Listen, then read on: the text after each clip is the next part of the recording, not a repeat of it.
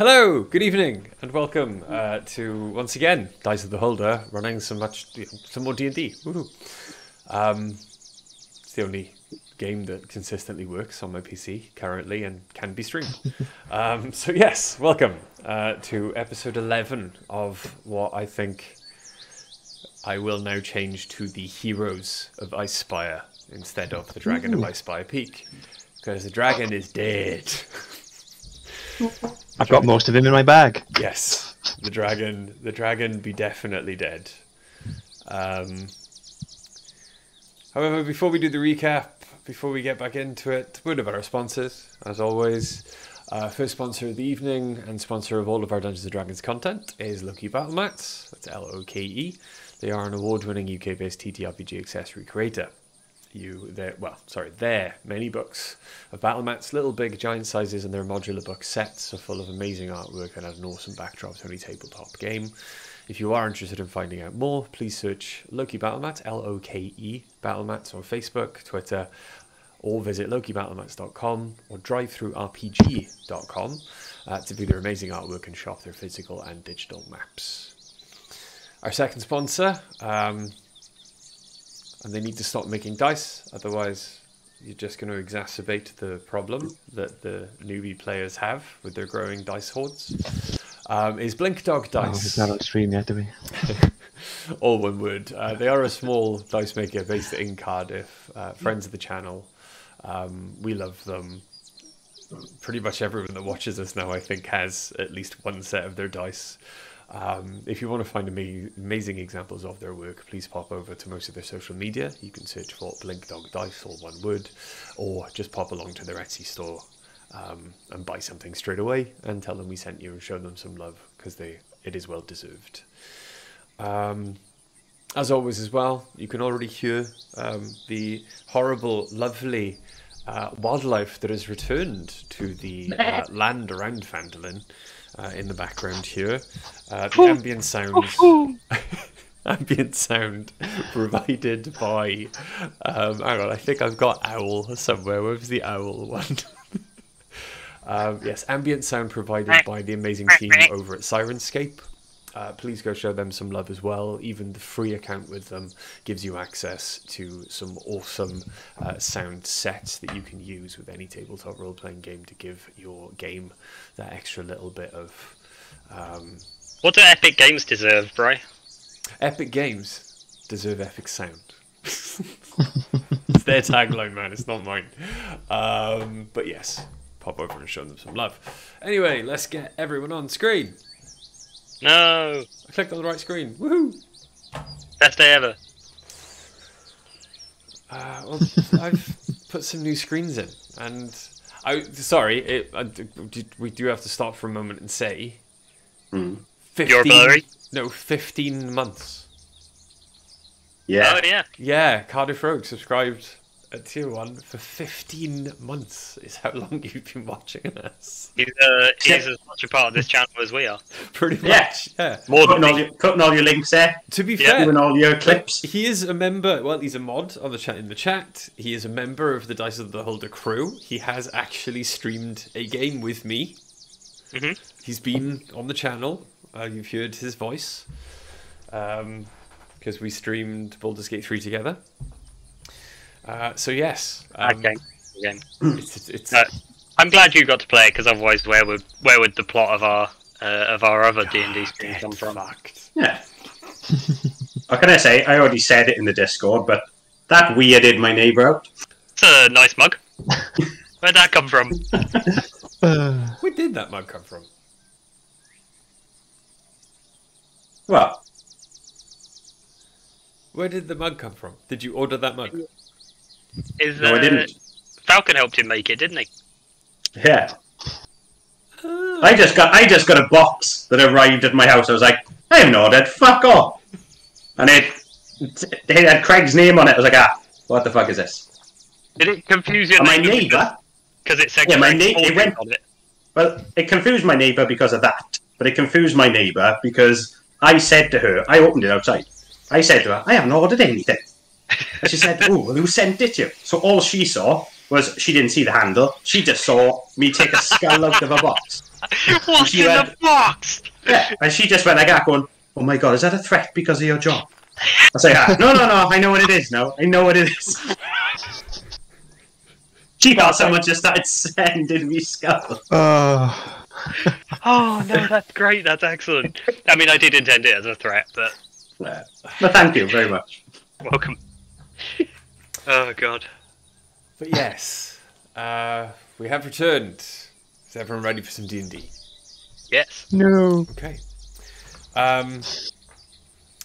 So, all right. Last time, then, in the Tales of the Heroes of Icespire, Too many odds.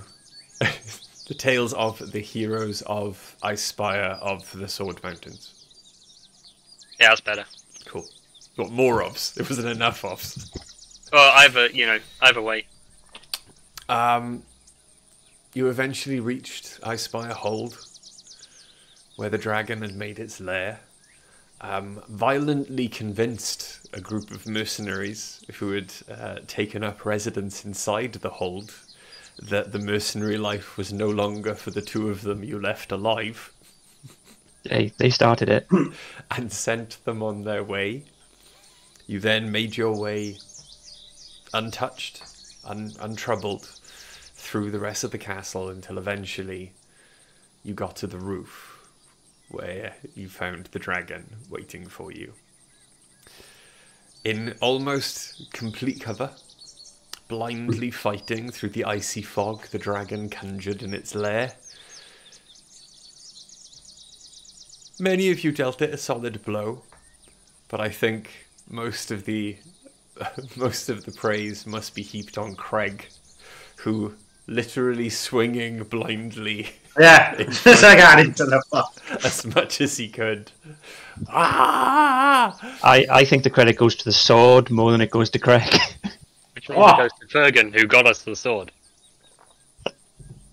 You eventually slayed the dragon, and taking as much of the dragon as you could, had to then escape the crumbling castle and fortress below you by jumping on a toboggan you had found inexplicably in a crypt. Genuinely do not know who writes these supplements sometimes, but Someone who's a big fan of Citizen Kane, obviously. But you jumped in the toboggan, racing down the cliff, and where we left With a off. dragon head on it. Yeah, where we left off. Like a zombified falco flying down the mountain. I was picturing the guy from Crap Guide to D&D. But Nicky taking his eyes and teeth out and everything. So it's just, yeah. Went pretty. You are now on your way back to Fandlin. Oh, you are now safe and free to go where you will. Are you going to Fandlin first, or...? I think I we can think make we our way should. back to Vandalin, yeah. Okay. We can pull the dragon's head behind us on the sled. Yeah. Okay. As you make your way back through the lands, the long march back to the last town, well, the nearest town to the mountains, of which is Fandlin itself, the sounds of wildlife around you get louder and louder as the sun reaches its apex in the sky. It is a strange sensation, as for the majority of the last couple of weeks travelling through these lands, you have done so in almost complete silence.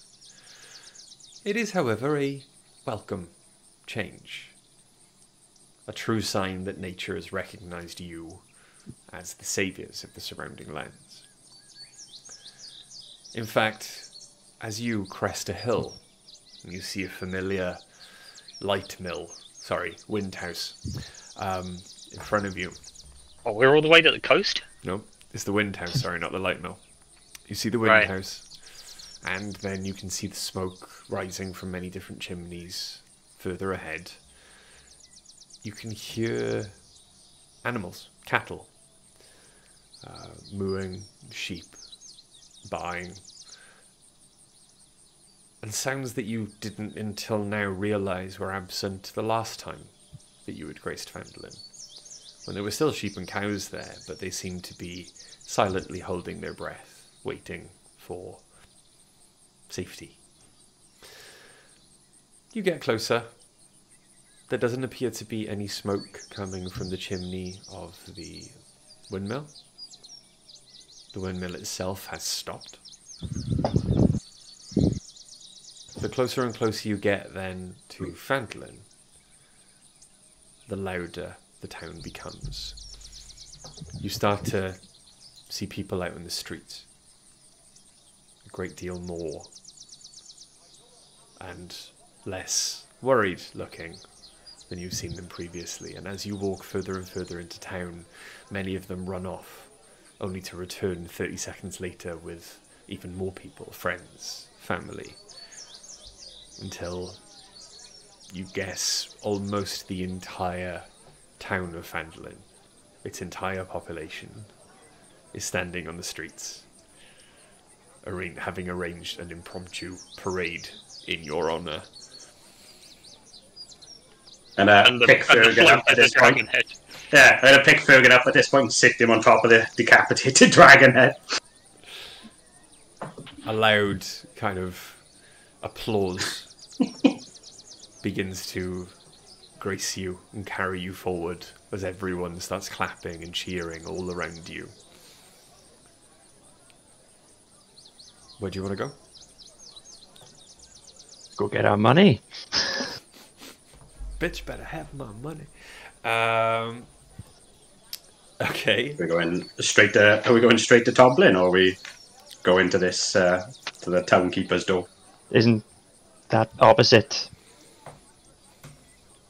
I think they're close together, aren't they? It's around the I corner. think so, yeah. Oh, yeah. It's quite literally around the corner from the Stone Hill Inn. Is there like a town square? Is there like a sort of natural gathering place? There is.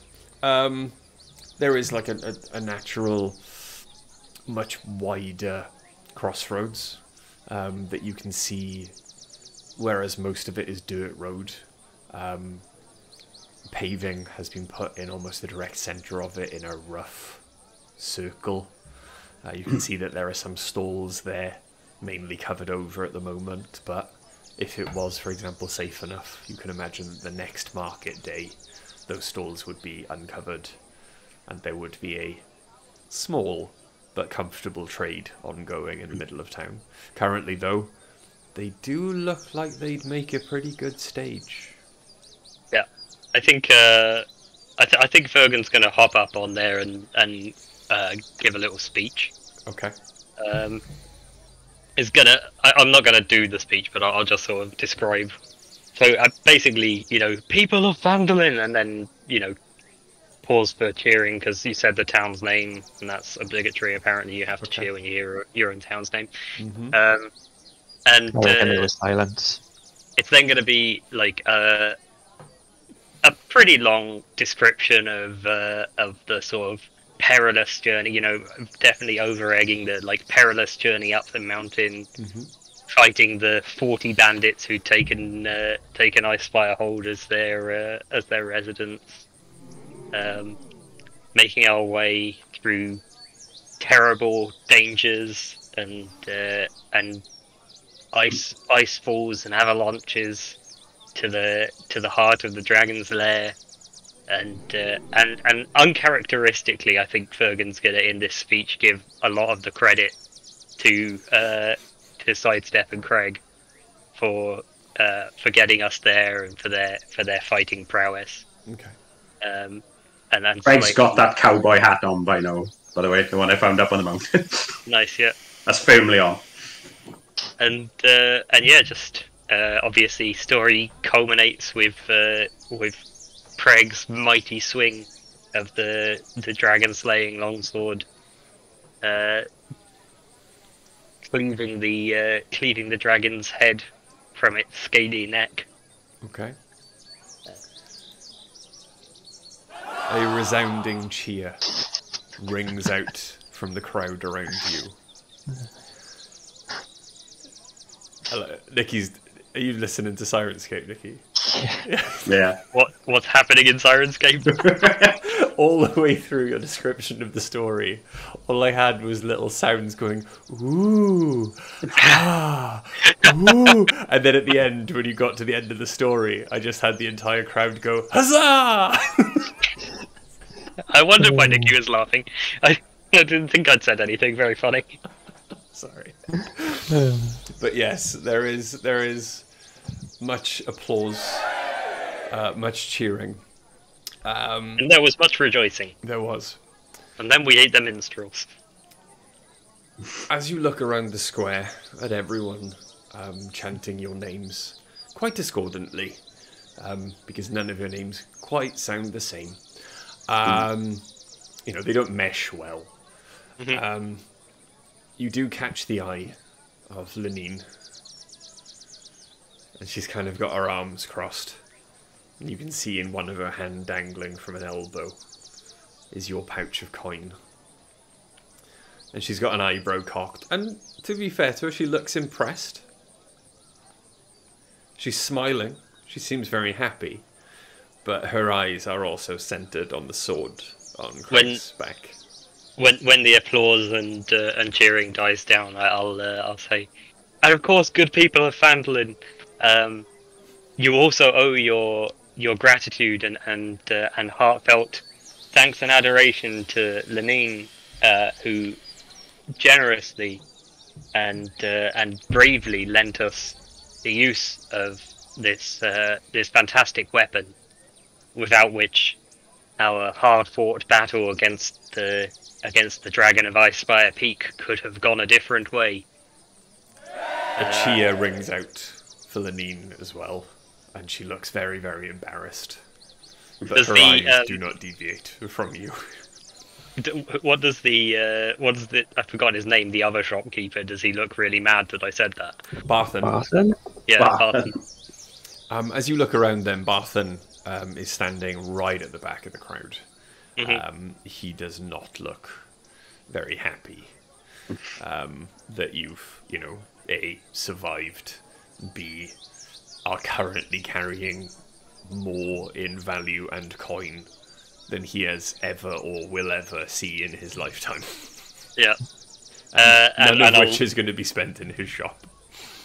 Yeah, and I'll say, and we will now, of course, return this priceless artifact to the people of Phandalin.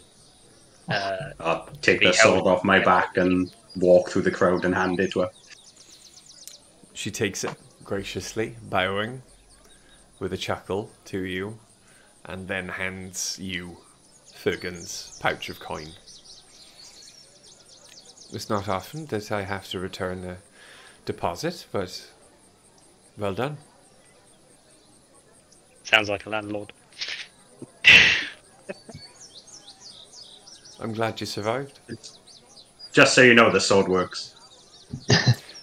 Well, Point to the severed dragon head in the middle of the town centre. I can see the dragon. I'll lean over and say, Where? you'll notice there's no arrows in it. Oh, is it now? I did, yes. I would expect, though, that perhaps they're in the rest of it. No? Okay. It was all you, was it? Show the big gouge through my chest. It's a team effort. Well done. If you're sticking I around didn't or know leaving... better. I think Craig was flirting. If you're sticking around or leaving, call in the shop before you go. We definitely will. You should probably get back to your celebration. And she turns. Yeah, while this has been happening, Fergan started telling the story a second time. And there are once more a great deal more oohs and ahs. This time there were 80. gasps. This time there were 80 bandits, and they were actually like, and there were one of them was a lich. Several of them were undead. It's there were 3 dragons. Roll a performance check. Well, I'd love to.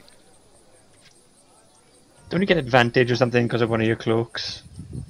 Well, I mean, I am making the cloak billow, and I would give you advantage on your performance. Thank you check very for much, The, for the cloak of billowing. Excellent. That's a 24 then. 24. 24. Craig, as you turn back, sidestep as well, and watch Fergan begin the most dramatic point of his second retelling of your tale, you're not quite certain, but you're pretty sure you can all hear like strange sounds. It's almost Definitely. it's almost as if his story is accompanied by almost the sounds of your battle.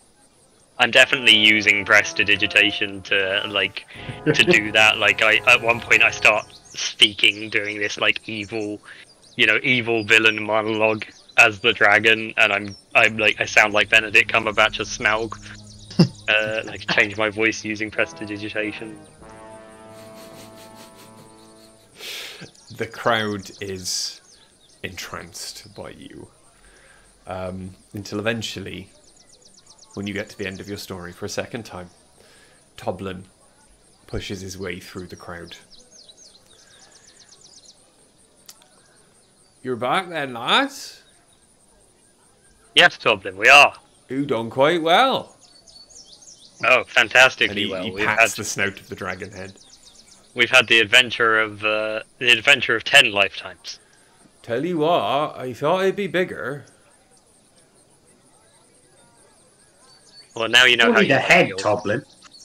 But I was pretty sure the dragon who attacked the town was a lot bigger than that. I was inside, mind. I didn't actually see dragon, but Objects seen through the window may appear larger and closer than they actually are. oh, I didn't look out window. I was hiding behind bar. So you didn't see it, and yet you thought it was bigger. From what everyone said, I expected it to be size of house. Terrible when people exaggerate, isn't it? Little bit. Suddenly a mother dragon appears.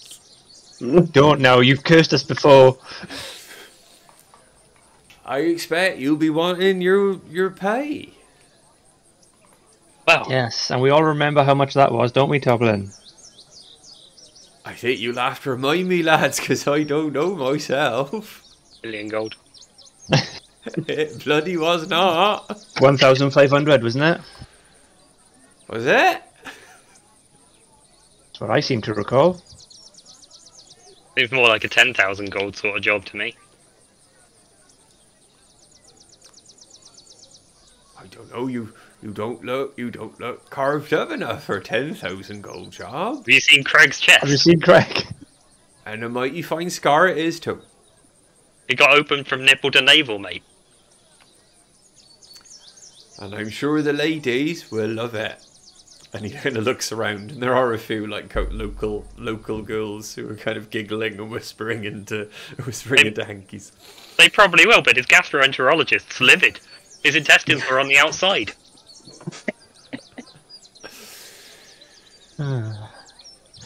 I suppose I can give you the rest of the coffers then. 1,500 gold. Do you take Sure. platinum? We do indeed. If pressed. It is pressed platinum. Yes. Yeah, we don't want it in bar form. Hard to spend. It's pretty difficult to carry around as well. Here you go. And he takes out a very, very large sack of coins and hands it to you. So, 1,500 gold in platinum pieces. Nice. Nice. It's 150 platinum. It's 50 platinum each. Cool. 50. Nice. Have you got any plans then? Now you've slayed the dragon, or are you going to be moving on? Anyone remember how much gold I gave to Lenine that I've now got back? Nope. I didn't make a note of it. How much gold do you guys have? I had, before adding the 50, 600 odd. It was about it was about 400 gold, 500 gold. Yeah, I think it was about that. I put 4. I should have written it down, really, that's my bad. Never mind, we've got like 1 million gold now.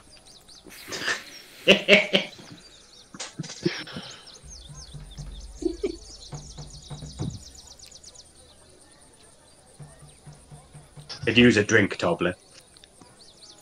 Well, bar is open, and I suppose there could be a small discount available for the celebrations. But we're a little hard up for cash at the moment. I'm sure you told us it would be on the house if we killed the dragon. You said, you'll never pay for a drink in this town again. That don't sound like me. That's exactly what you said. No, I mean your accent's terrible. That don't sound like me. I suppose you could have Close enough for me. You could have a couple of rounds for free. Everyone in the crowd looks very interested in this conversation. That's right. Everyone directly involved in slaying a dragon can have a couple of rounds on me. So that's Well, that the 3 of us, certainly plus includes Lenine. Certainly includes who? Lenine. And also a Dabra if she happens to be here in town. I've not seen her about, but if they come in, a couple of rounds for them and all. Come on then. And he wanders back to the bar. Follow him. I'm going to follow to the bar. Okay. The crowd behind you begins to kind of follow along as well. And those of drinking age without more pressing concerns like their farms, their businesses, file into the bar around you, and the bar looks 50 times busier than when you first entered it. Actually just going to give Toblin 10 gold and say, will this cover around for everyone on me? It'll cover a couple. There we go. As It's a day for celebration today, Toblin. As you walk away from the bar, that's one free drink for everybody. And he starts handing out mugs of ale and like kind of large stoppered bottles of wine and cups. And eventually everyone does have a drink, and the crowd goes kind of... There's a silent kind of murmur as they all look expectantly at you, Fergan. I'm already climbing up on a table and taking out my my lute. Yeah. And I start playing. I start playing one of my father's favorite songs. Okay. Which was it was actually a song about the sort of companions, the animals in his party. Mm-hmm. There was a Pegasus called Dart. And a what's the word? A large black cat called Bibs. I don't know why you're doing. Why are you rubbing your eyes like that? And yeah, it's about their heroics in the various adventures that they all took together. Okay. The crowd, again, once more is silent and enraptured by your song. The other two, Sidestep. That's another 24 for the performance roll, in case you were wondering. Sidestep, Craig, what are you guys up to?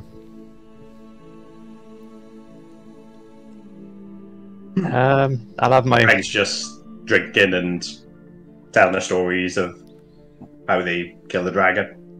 Yeah. Slightly one-sided. Yeah. Sidestep's just going to sit in the corner with his one ale. Think when you first see Aragorn in the Lord of the Rings, in the shadows. I like to think that now you're a hero. There's like a lot of emo kids in the town just sitting near you. Yeah, every corner's got an imitator in it. Suddenly, 4 halflings walk in. I'm Mr. Underhill. I'm looking for Sidestep.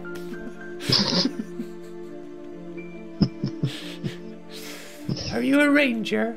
No. It is relatively late in the day then that you've arrived back in town, and with the dragon head slowly decomposing outside because it wouldn't really fit through the tavern door, and the drinks flowing, you're going to spend the night in town? I'm only going to have the one drink. Okay. Then I'm going to ask Toblin for some parchment, some ink, and a pen, and retire to a room. Okay. How long until we need to be back at Falcons, by the way? A couple of days. I thought it was 4 when we left the mountains, wasn't it? Yes, it's about 3 now. Yeah. Cool. By this point as well, Craig has had so much drink he's telling the stories but swinging his actual axe around the butt as well. I got roll for damage. 2 things I want to do in the room. Okay. Firstly, I want to take out the dragon's hide Okay. from the bag. I want to see if I can get 2 small scales from it without ruining it for being used as armor. Oh, easy. Like it's cool. There's many scales. Yeah. So yes. Just want 2 small ones, just about that big. Okay. And then on the parchment, I'm going to start drawing something, which I'm going to message to you, Bri, on Facebook, in case you need me to do any checks. Okay. I don't want anybody else to see it yet. Okay. All right. Very secretive. It's a surprise. Why are you not loading now? All right. Well, If my phone will work. see what he comes up with. Maybe one of those things you should have told me about before. Yeah. Best reaction ever. Eh? I'm just drawing it on the parchment. The important bit comes later. There it is. He has faith in you, Bri, to be able to react. It's not going to be as detailed as this. Okay. If it'll send. But yeah, I'm going to spend the night doing that. When it finally sends. You're right, Ian. Whispers. Now it's a proper D&D game.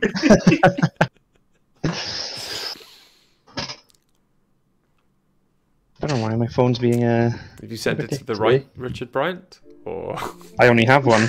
It's just my phone being to be fair, there aren't actually that many on Facebook. I've looked. There we go. There we go. Okay. Yeah, it's not quite as detailed as that. Okay. Cool. So you're going to start drawing that on the parchment, yeah? Yeah. All right. Okay. Taking my time with it. Okay. A couple of false starts then. A little bit of scratching out. Eventually having to turn the parchment over and concentrate even more. You eventually get a very good approximation of exactly what you want down on paper.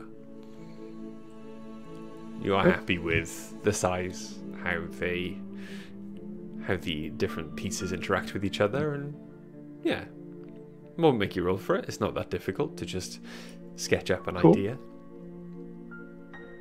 Yeah. Sidestep in our room in the tavern. Yeah. Or are we going to find a separate room? Ah, cool. Craig's going to burst through the door. Oh my god. There's my hairy friend! And then just collapse. How cold on the floor. Is Fugan still downstairs entertaining, or will you have Yeah, I followed was going to say, Craig when the door opens, you can probably hear Fergan's voice downstairs being magically amplified as he tells the story of the dragon's horde of zombie thralls that attacked us in waves as we were fighting our way through a blizzard to storm the gates of Icespire Hold. All I can see in my head, because obviously you are a construct. Yep. All I can see in my head is C-3PO in the Ewok village going, "Oh, Toronto, gosh!" Making all the sound effects yourself. And all the Ewoks going, "Ooh! Ah!" They all believe you, even though many of them have heard this story now for the 5th time. Yeah, by the end of the evening. It's been more apocalyptic every single time. You know, and the 6th time when the Lich King. Some of them just. The next time is when the dragon opens a rift in reality to the ice elemental plane, and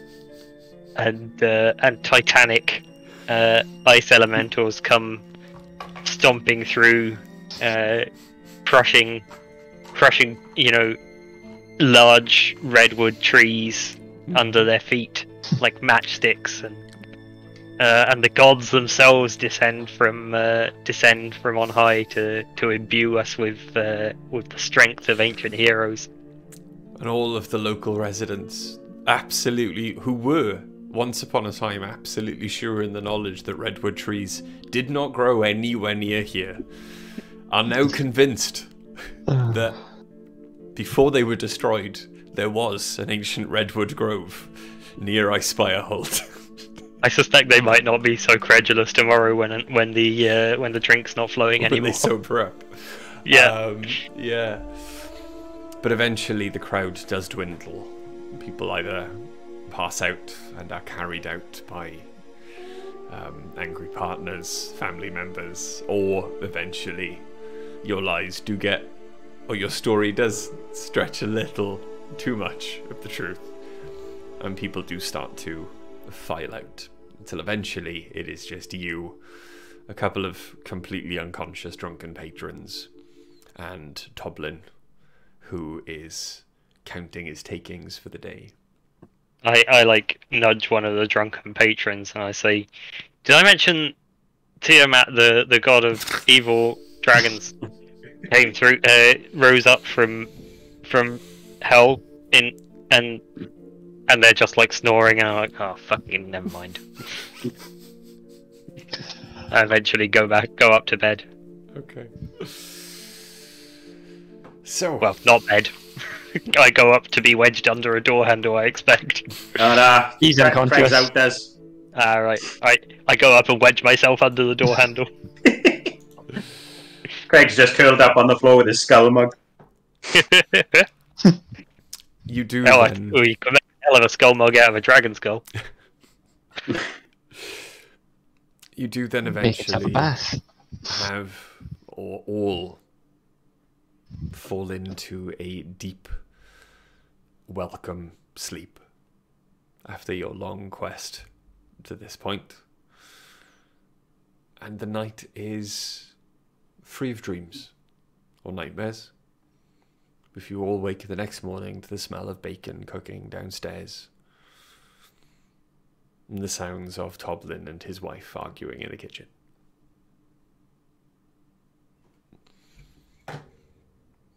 I'll get a bucket of water, throw it over Craig. It's time for breakfast. I'll go downstairs. Surely he has to roll some sort of constitution saving throw. No, it's fine. You wake up. Yeah. Wetter than usual. You make your way downstairs. Toblin is looking exasperated, but greets you from behind the bar. Morning. Morning, Toblin. were you going to be saying? Only Townmaster wanted to know if you were going to be sticking around. Has he got more jobs for us? No, I think he just wanted to know that you'd be gone soon. never to return. I'm sure we agreed we'd set a date for the election. Yeah, but I've not told him about that.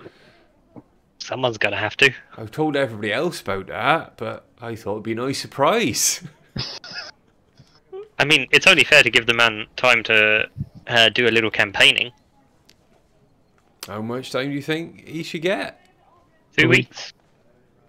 All right. Yeah, a week. I'll tell him. I'll tell him when there's a week left. Good, jolly good. Are you off today then? I think we're going to go back and visit your friend Falcon. Have you got any more gifts you want to sell him? Send him? No. I think our debt's squared now. Do you? Yeah. Is it not? Bottle of wine pays a life debt. That's not the first bottle of wine I sent him.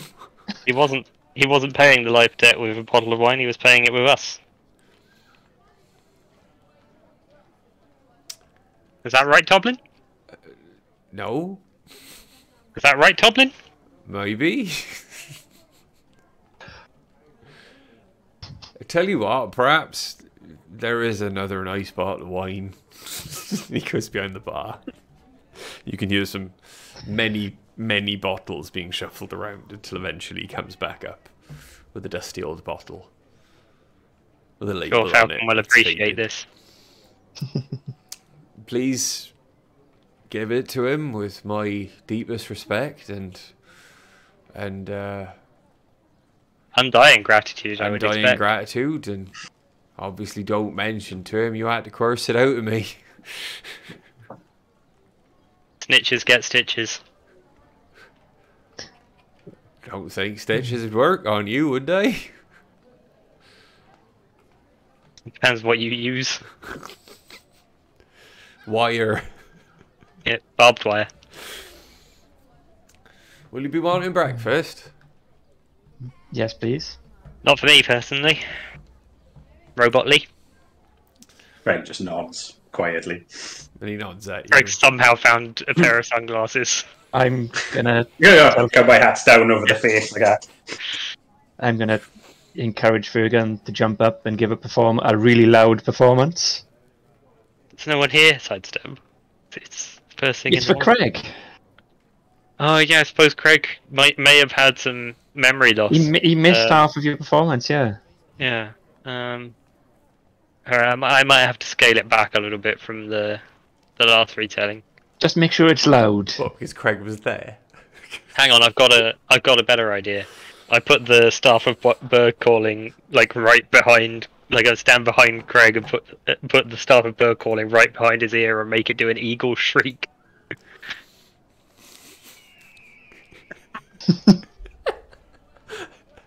I'm so glad Eagle Call was on Sirenscape Nice. right in front of me when Nice. I did that. But yes, there is an Eagle Call right behind Craig's ears, and you pull the cowboy hat further down onto your head to try and block the sound out. But eventually Toblin does come back, big plate of breakfast, besides Steph and Craig, and busies himself around the bar.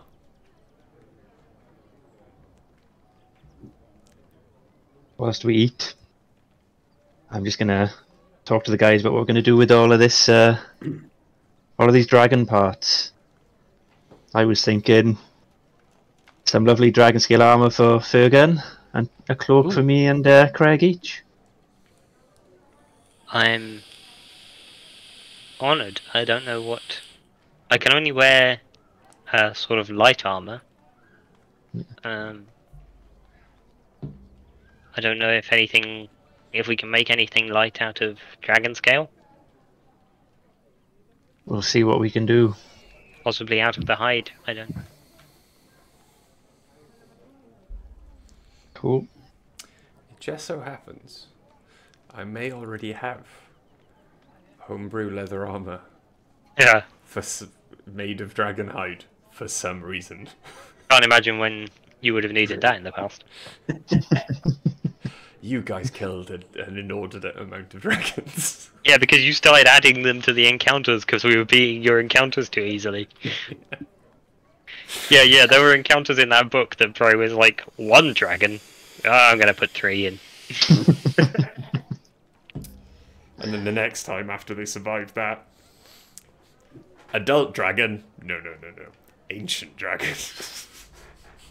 Yes. Okay. It wasn't a good justification for Millie to kill that baby one though.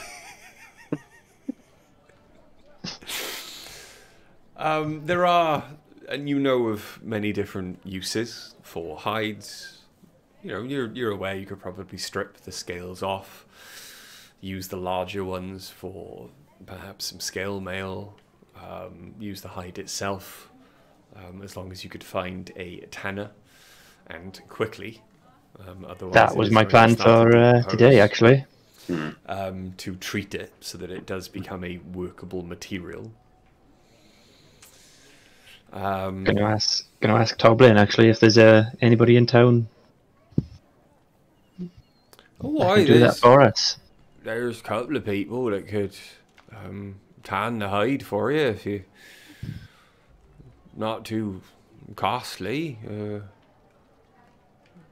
There's always Barthen.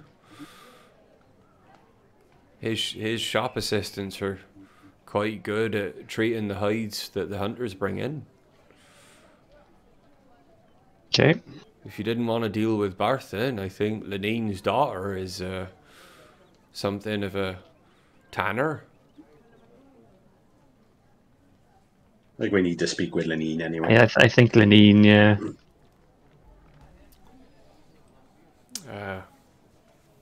Good luck to you in all of your future endeavours, and I hope to see you again in 3 months. 3 months. And I'll be telling the town master in 2 months, 3 weeks. I'll just go and write that down.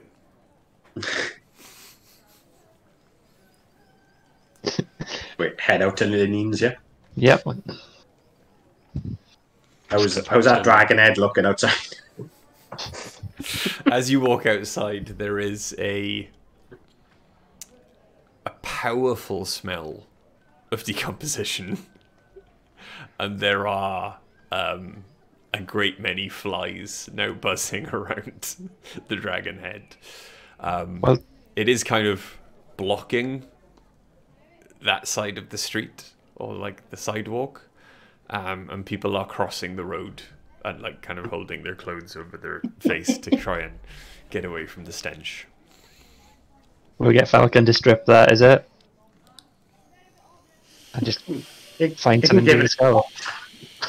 Yeah, we'll take it to Falcon. Be on the safe side. Okay. But you leave it where it is, making your way down the street to the Lion Shield Costa. You find it open, even at this early hour, and as you walk in, Lenine is still standing behind the counter, counting coin. Oh, hello, lads. Good morning. I did not. Take my cowboy hat. I did not think to see you so soon. Yeah, he woke me up. What can I do for you? Well, we have this dragon hide that needs tanning. We heard your daughter might be able to do it for us. Oh, you heard about my daughter, did you? You thought some hide that needed tanning was a good enough excuse, did you? I don't care what the men of this town have been saying. Sidestep just visibly confused. She's not ready for men in her life yet. She's innocent and impressionable. I'm just gonna pull out the dragon hide. Like, I mean, this. Oh, you actually have a hide. Yes. Gods, could you stop embarrassing yourself, mother? And a young woman walks out from the back office. Beautiful, long red hair, kind of walks around the counter, not even really paying any attention or looking at either of you, and immediately takes the very heavy hide from you in a very sure grip, doesn't strain, and slams it down on the counter, and you can see like bits of flesh kind of ooze over the mother's counter, over Lanine's counter, and her nose kind of turns up a little bit. I'll just tell her about how, we were hoping to strip the scales off, get the hide tan so we can make some leather armor from it. Oh, aye. Something of a hunter for yourself, are you? You could say that. You've done a good job. It's quite well done. You've not left much of the legs, but it is. They got chopped off in the fight. Yeah, it's mostly head. I mean, I could treat this, take the scales off. There's enough to make some scale mail, perhaps a small leather tunic, but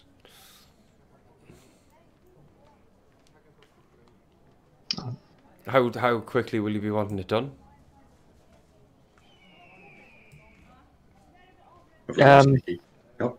Quick question. How long did it take us to get back to town from Falcons? Back to town from Falcons. Yeah, basically how long is it going to take us to get back to him? About a day and a half. Day and a half. Okay. Dragon head is going to stink by the time I get to his house. So we got 3 days, haven't we? Mm-hmm. How quickly can you get it done? Oh, for one, it's going to take me at least a week. Right. For both, Okay. perhaps 2. Maybe 3 if I can get some other materials. If I can't get some other materials, sorry.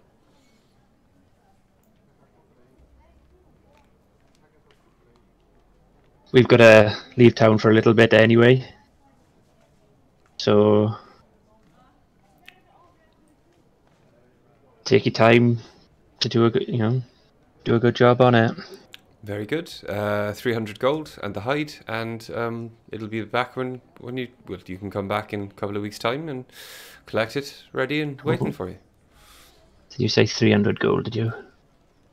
Oh yes, it's the hide is not payment if you're going to be taking. Oh no, that was just from Nicky asking. That was. Oh right. Give 300 gold. I'll give 30 platinum. Oh, fancy are you? My name's Lenora, by the way. Nice to meet you, Lenora. And sidestep.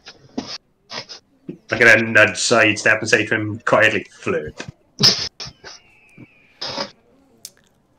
I'm gonna. You'll be wanting to start that now, then, Lenora. Yes. One more second. I'm gonna take out one of the wings as well. Mm-hmm. I'll take out both the wings actually, and ask anything you can do about making these into cloaks, possibly.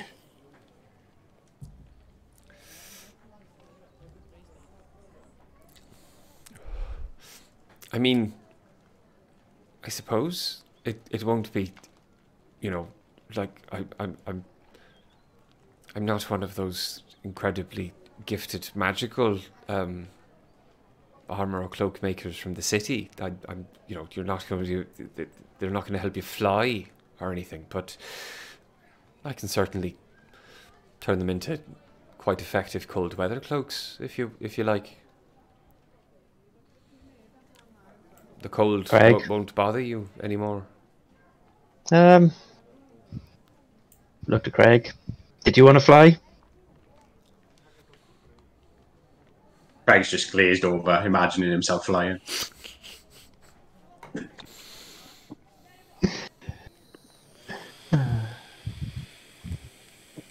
But Craig's imagining both of the dragon wings on him. Yeah.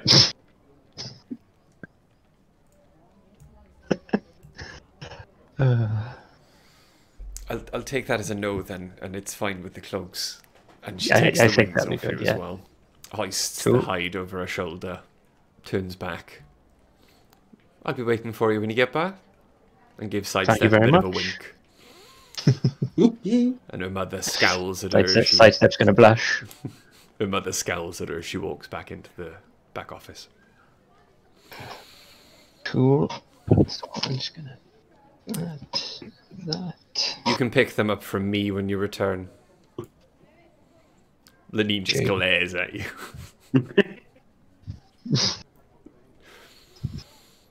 Sidestep been making friends, has he? I'm going to take out the ornate great axe that I picked up Oh, yeah, okay. and ask Lenine if she knows anything about it. Oh, well, that's a fine thing. Where'd you find this? On our way up to the dragon, it was in part of the keep. Well, Had a hand on it. It was rank. was I thought the hand was still on it. No, I cut it off, didn't I? He did. He did. To be fair, definitely break the hand off. Though I can forgive you for thinking that maybe, knowing his penchant for dragging around severed parts of bodies, I can forgive you for thinking it was still there. However, give me a second. There we go.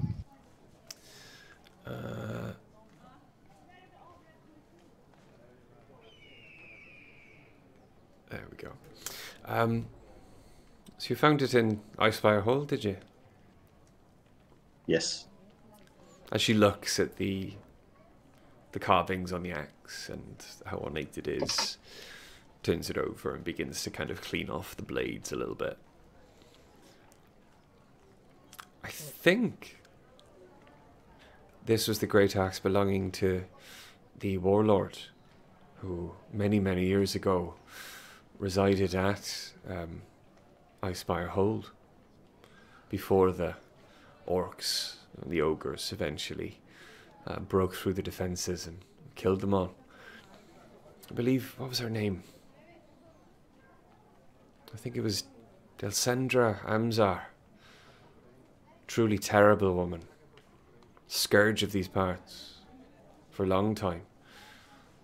But some say the orcs didn't kill everyone in the castle, but when she saw that they were going to break through their defences, she called everyone into the great chamber and poisoned them all with their food and took all of her ladies in waiting into her own chamber and gave them a drink from her own personal wine bottle, which turned out to be poisoned as well.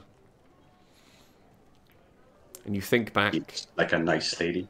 you think back to the bedchamber that you discovered in the middle of Icespire Hold with the 3 humanoid skeletons all lying in a pile near each other, and then the 4th humanoid skeleton in rusty plate armor still sitting at the desk in the corner with the spilled and now dry goblet clutched in his hand.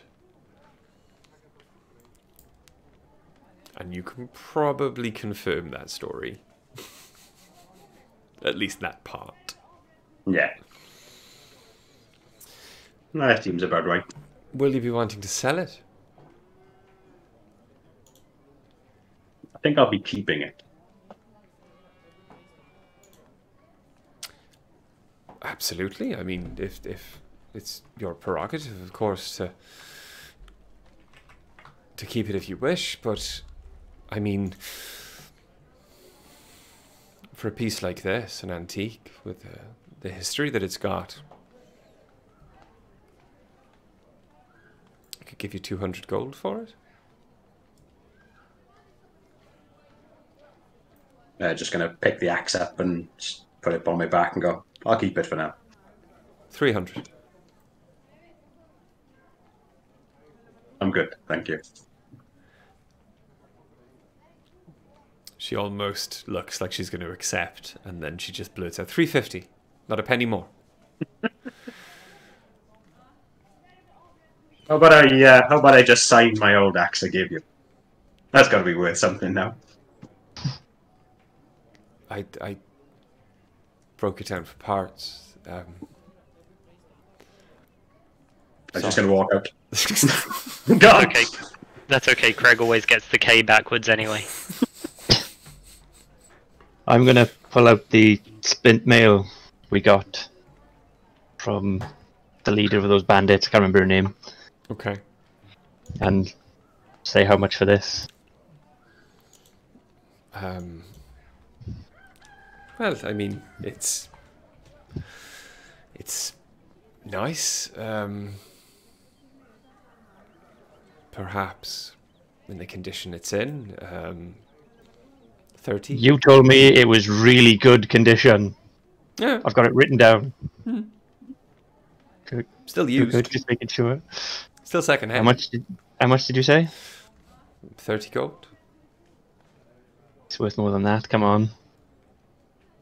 Well, no, it'd be 50 brand new, but I mean, what do you want?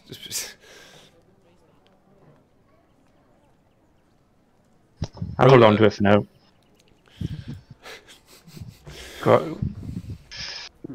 Okay, you're gonna hold on to it for now. Was there anything else? I'm gonna wait for Fergus to leave. Push him out after Craig. Go see if Craig's okay. Okay. And I'm gonna take that bit of parchment with the drawing on Okay. and pass to Lineen and ask if her daughter would be able to emboss that onto the left breast of the leather armor she's going to make. As Sidestep saying that, the door opens and you hear me yell, "Craig, Sidestep expressed concern for your well-being. I think you might be dying." I will pass it along to Lenora and see what I can do. Thank you very much. And have a good day. And you also.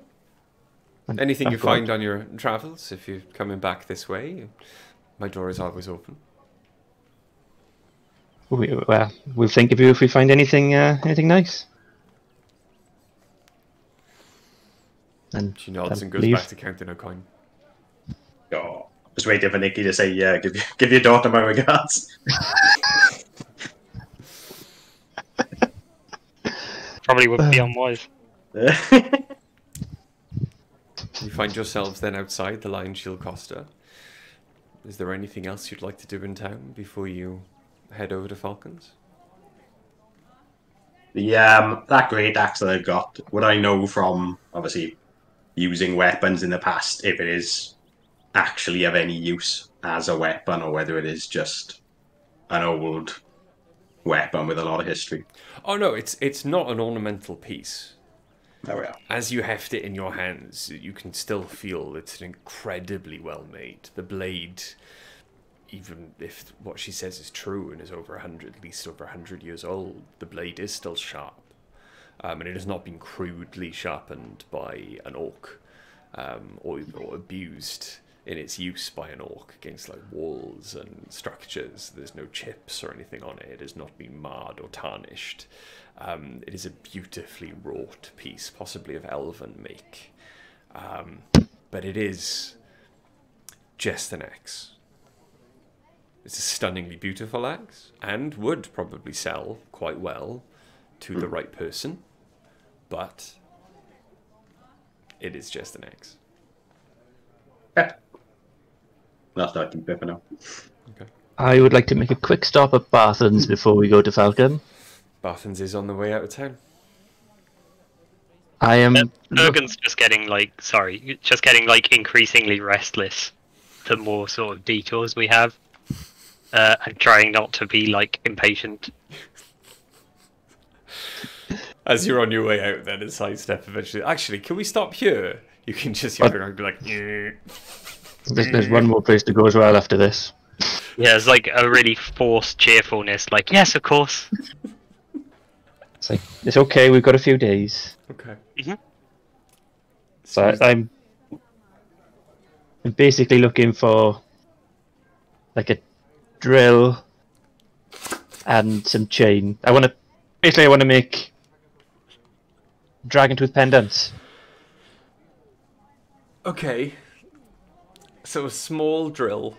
So whatever I need to make that.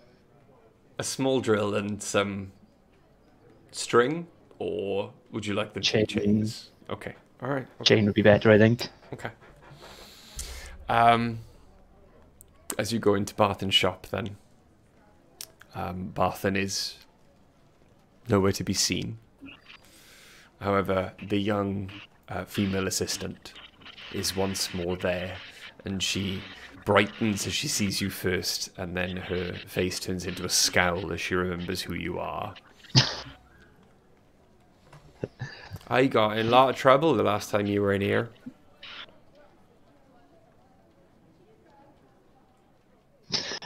I'm sorry about that.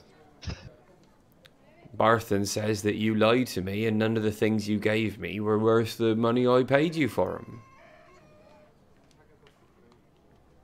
Barthen doesn't know what he's talking about. He said I shouldn't have given all the money I left behind for the trinkets you got from the ships. I should have kept some back. Tried to argue that if he didn't, want me to give all the money over, shouldn't have actually given it to me, but he decided it wasn't his fault, it was mine. Let's be fair, between you and me, we both know Barthen's a stingy bastard. She kind of looks around. I cannot confirm or deny whether I agree with you or not. What can I do you for? I explain what I'm looking for. I mean, we've got some chain. Don't know about drill small enough for what you want, but we've got some small, I suppose, like tinker's tools or jeweler's tools that can probably help. You can chisel some holes and try. Do you want to try them?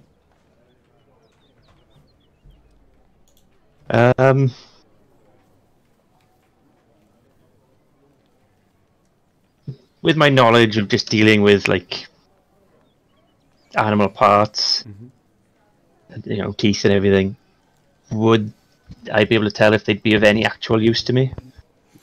I mean, as she pulls out the jeweler's tools from a shelf and shows them to you, they are a lot finer than any of the other tools you may have at your disposal. Just with a dagger or a knife, you could probably carve out a hole enough to get a chain through. It's going to be crude, and the tooth would probably be quite chipped, but you could do it with the dagger you have on you. However, the jeweler's tools, it's going to be it's going to work much better. Okay, I'll take that then. Okay. How much? That'll be 25 gold pieces. And I've been told by Barthen, no discounts for any customers, especially those fools what killed the dragon. I think he might be talking about you. That's a Killed any shame. dragons? Okay. That's a shame. I was going to make you a dragon tooth pendant.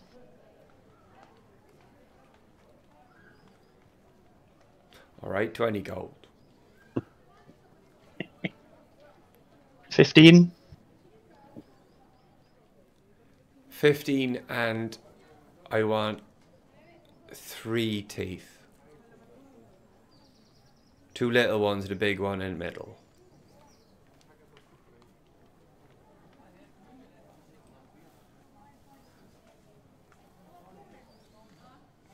$15, and I'll give you the biggest tusk we've got.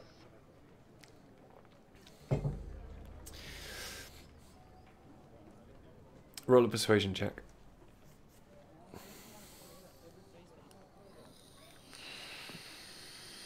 $16.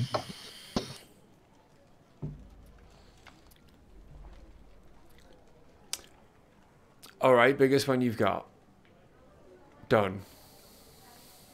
Craig sniggers. Right. You know how much money we just made? You really don't need to haggle I just did it for over the sake of it, to 25 be honest with you. I just did it for the sake of it, to be honest with you. I'm going to reach into the bag and take out one of the middling-sized keys. I don't just want turf. I want the jewelry. Yeah. This is the one for you. I'm just showing you. And are you coming back? We've got an election in 3 months, and we've got an order in with Linene for some stuff, so we will be back. I'll expect my necklace when you come back then. I'll give her a wink and walk away.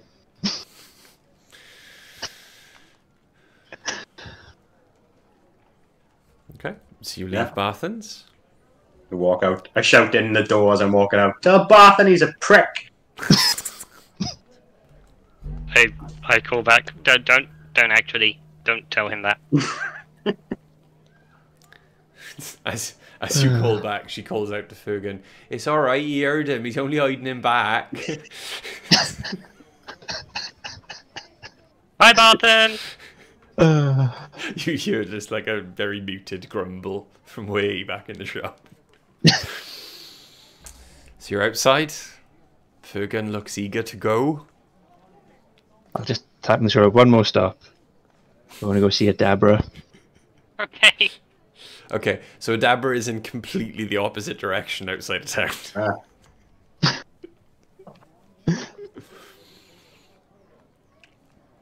You gonna go see a Dabra? Yeah. Okay. Bergen just like sits on his horse and goes into standby mode effectively. Okay.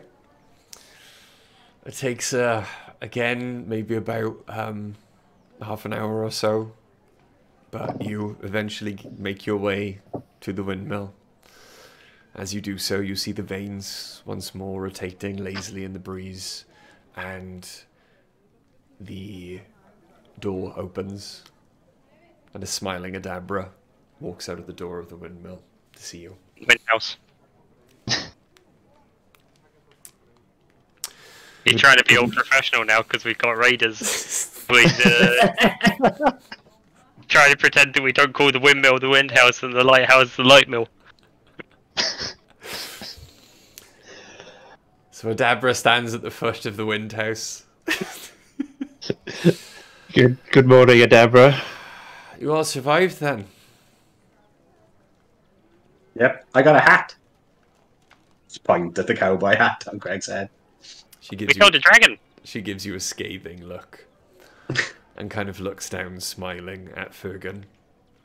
I have here the story about the dragon that you slayed. Well done. Which version? Because the story got better as the night went on. I heard the original, unedited version, and then also the one with the zombie horde. Or that was the best one. Or was it perhaps the... Wasn't there a time when the dragon called the ancient ice elementals from... Well, so the ice celestials from the elemental plane of ice. Yeah, I may have overreached with and that the one. gods came down and imbued you with the power to defeat them. That was, yeah.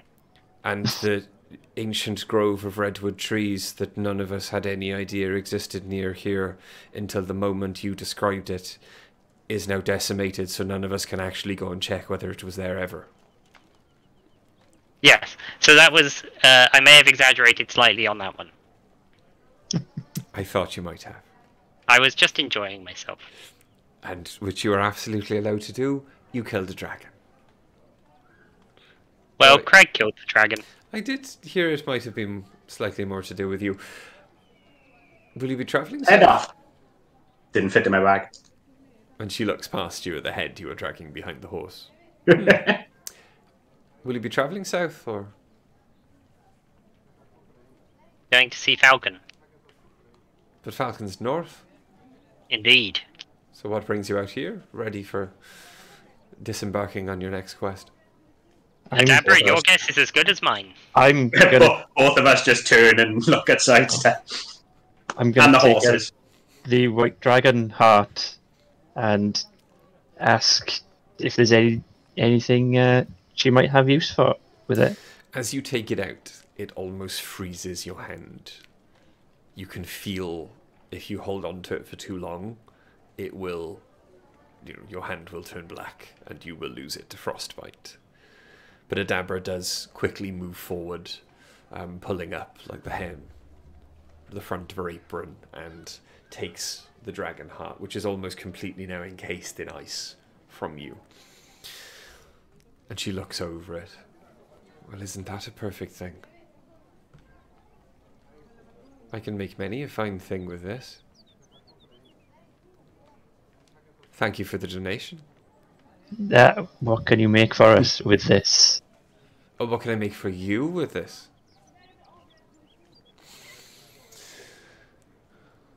It depends what you want. Did the dragon happen to breathe on you? Use Once or its twice. cold breath weapon against you all? Once or twice, yeah. Would you perhaps like the ability to do that? That sounds rather intriguing, yes.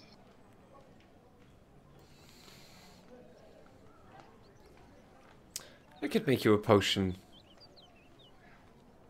that may or may not change you forever. There is a chance that you may be able to do it just the once. There is also a chance that you may be able to do it once a day for the rest of your life. You won't know until you drink it.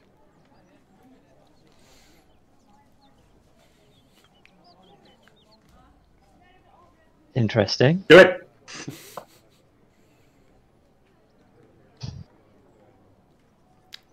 You won't know until you leave the heart with me. Okay. And also perhaps 500 gold for, supplies and labour.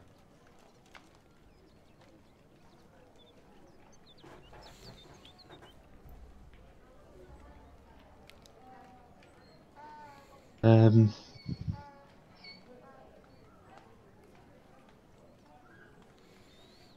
400 be enough? We just had to pay a lot for armor to be made. Well, you are the saviours of Fandlin and the surrounding area, I suppose. A discount is in order. The heroes of Icespire Peak, I heard people shouting. I'll accept that. Fine. 350. Ooh. Okay, I will hand over 35 platinum. There's something poetic here. You've handed Adabra a frozen heart and it's thawed her own.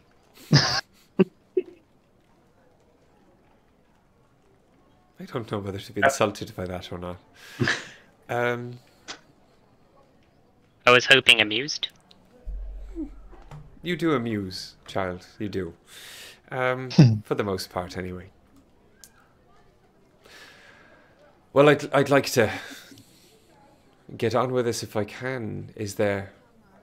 Yeah, one more thing.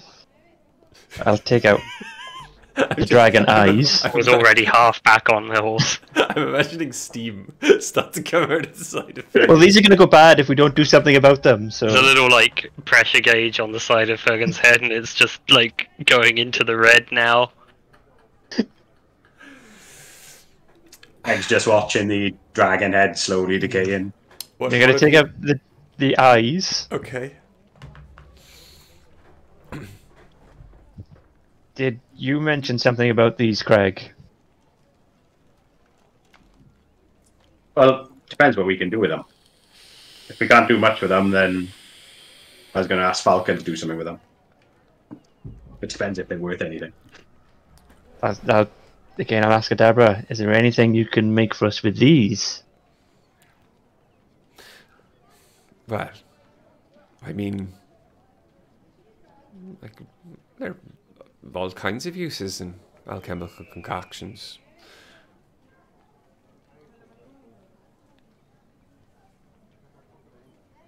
I could probably do something with them. What did you want them for? She talks to Craig. Wanted to put one in a skull on my shoulder. So nothing then is what you wanted to do with them. Look at the skulls. These are much more valuable than mere decorations. Also, they'll just rot. Well, no, you could treat it with like a resin and it would probably solidify and... I mean, it would look quite nice, but while it's fresh... No, then I'm pointing out. See? I could probably add it to some potions for you. I mean, easily I could use it as an ingredient for a cold resistance potion. With a little bit of tweaking, there'd be perhaps a healing potion out of one. Quite a potent healing potion.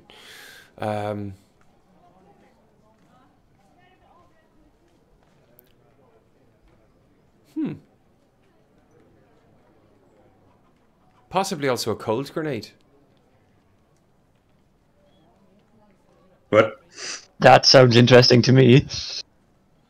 Like if you threw it and it exploded on impact and like just froze everything in a 20-foot radius. Kind of like the opposite of fireball. Old cube. Yeah, I like that idea better. That sounds really really interesting. Will you be wanting that done with both?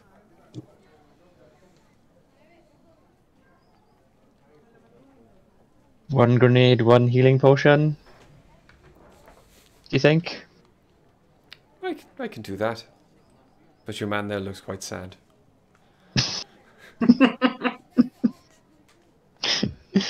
I think he'll be glad of the healing potion as well. Ah, mate. We bought the lot last time we saw a Dabra, right? Yeah, but this is going to be something special from the sounds of it. Come back in a couple of weeks' time. I'll see what I can do. There we go. I'm going to look at Fergus and say, I'm all done now. Boots back up. And finally, after all of your visits are finished, you begin to make your trek north to Neverwinter Woods to once again find Falcon's Lodge. And as you are travelling, and you need at least one rest before you get there, we're going to take a break. Yes, because I need a drink. We'll be back in around about 10 to 15 minutes. Please, if you are still watching, don't go anywhere. We'll be right back.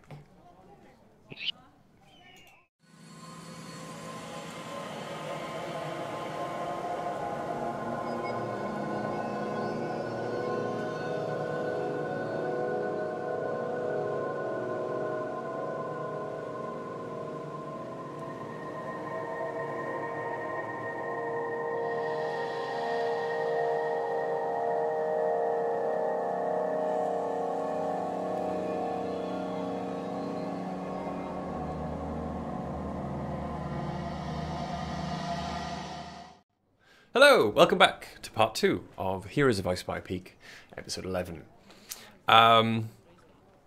So, where we left off, you had finally said goodbye, finished your chores in Phandalin, and the surrounding area, and had begun to make your way, stopping off for a long rest, on your way to Neverwinter Wood, to once more greet, or meet up with Falcon. It is the middle of the next day that you eventually find the crossing at the river, peering through the woods and seeing the wooden palisades surrounding Falcon's Lodge, and notice that even though it's only been a couple of days that you've been away, Falcon has been incredibly busy You can see the new, almost finished repairs to the wall around his lodge. There is just enough of a gap, if you wish, to walk through. Is the bell up? Would the head fit? The head would not fit. Nicky, do you know your camera's not on? No. It should be. It's showing on my screen. Yeah, it's on mine. Yeah, it's on the stream as well. That's weird. That's weird. I just don't get it. Okay. There we go. It's on now. I don't know what happened. Sorry, Discord being weird. Or you can ring the bell. Ring the bell, I think, innit? Want to get that head? Okay. You trying to get ahead? So you ring the bell. He's winked at 2 people already, as they said. No. I winked at one, the other one winked at me. What's his name? That the housekeeper guy probably doesn't have any teeth. I imagine it'd be a hell of an experience. After a couple of minutes, you do hear the lock and the bolts on the other side of the gate being pulled back.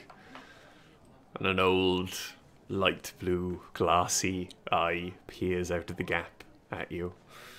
Hello? Oh, Hello again. You're familiar. Yep. I think that means I know you. Usually. We killed the big pig, Colwyn. You have a big pig for us? No.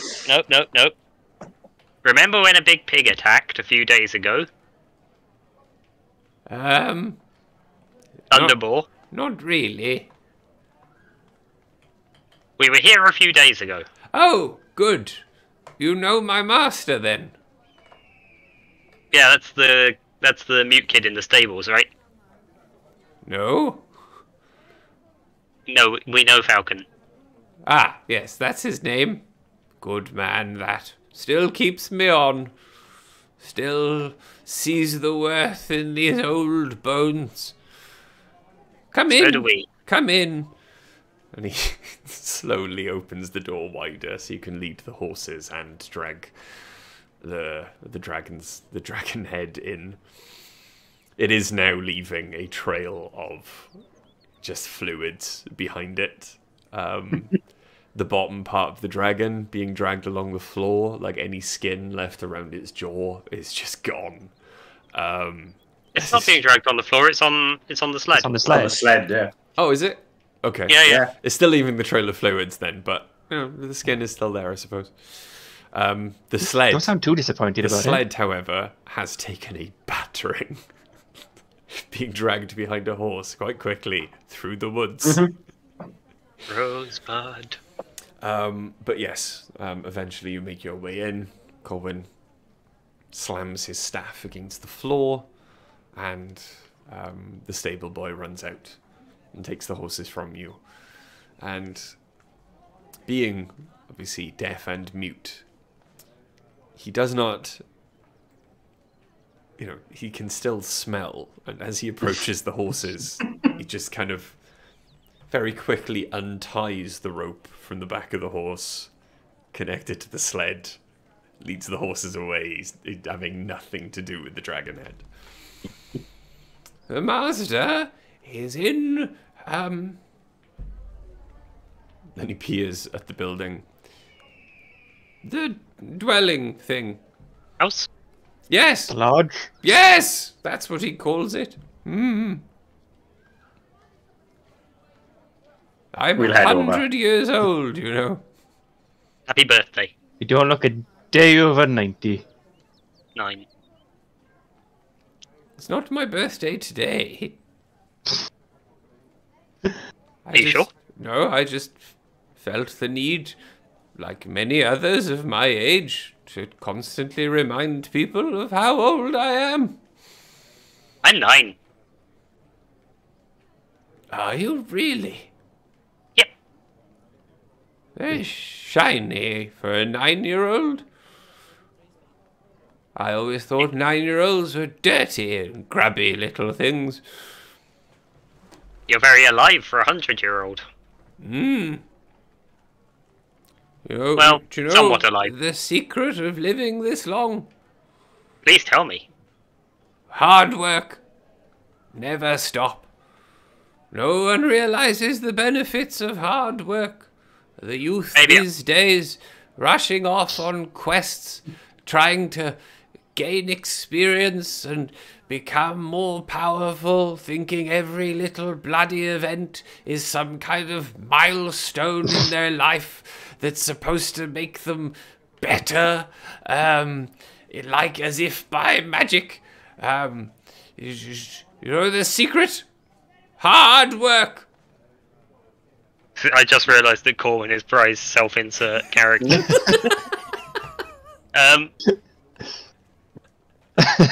Maybe I'll settle for a medium-length life then. Most adventurers have to, unfortunately.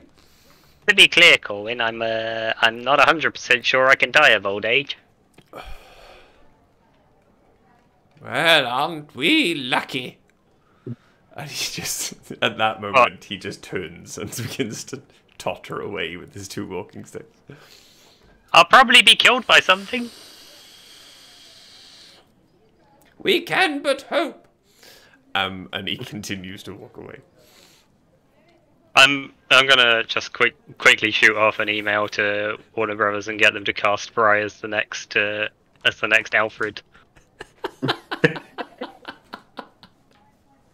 I'll take We it. can but hope, Mr. Wayne. I'll take it. How did you end up in a comic book movie? Well, I don't like the sort of modern. He was in the SAS. He worked in Burma for the local whatever version of Alfred. I like the old, like crotchety bastard Alfred from the old cartoons. yeah. Whatever yes. you say, Mr. But- Wayne. He Very never good, had sir. a tangerine the size size. of a tangerine. Tangerine.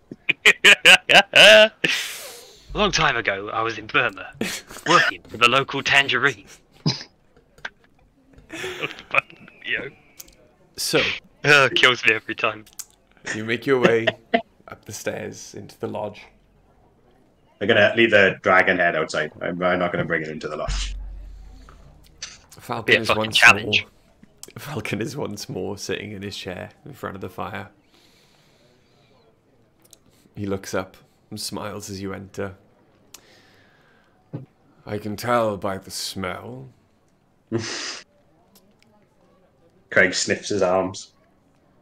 Well, you've either killed an incredibly foul-smelling lizard, or you have Nah, Craig's succeeded. just not had a bath for a while. That could also Got a explain. bite. So you It was succeeded. Corwin. It turned out he was an ancient black dragon who turned himself into a human all this time.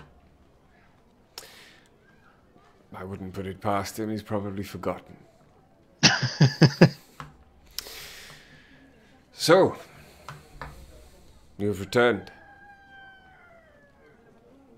Welcome. Yes, Enjoy the I want to hospitality see where of my my father house. went. It is. Goblin has sent a gift.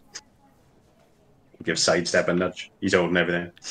I'll pass over the wine and give Craig a look that said, I was going to drink that.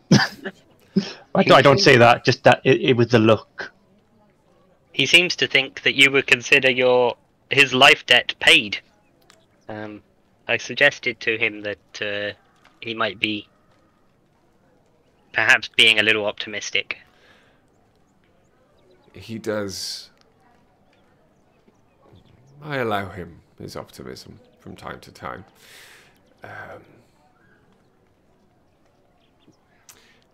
Tonight, perhaps, maybe a little early. But the moon is approaching fullness. We can but try. And if not, we can return tomorrow. You have leave to stay if you wish. My house is yours. We thank you.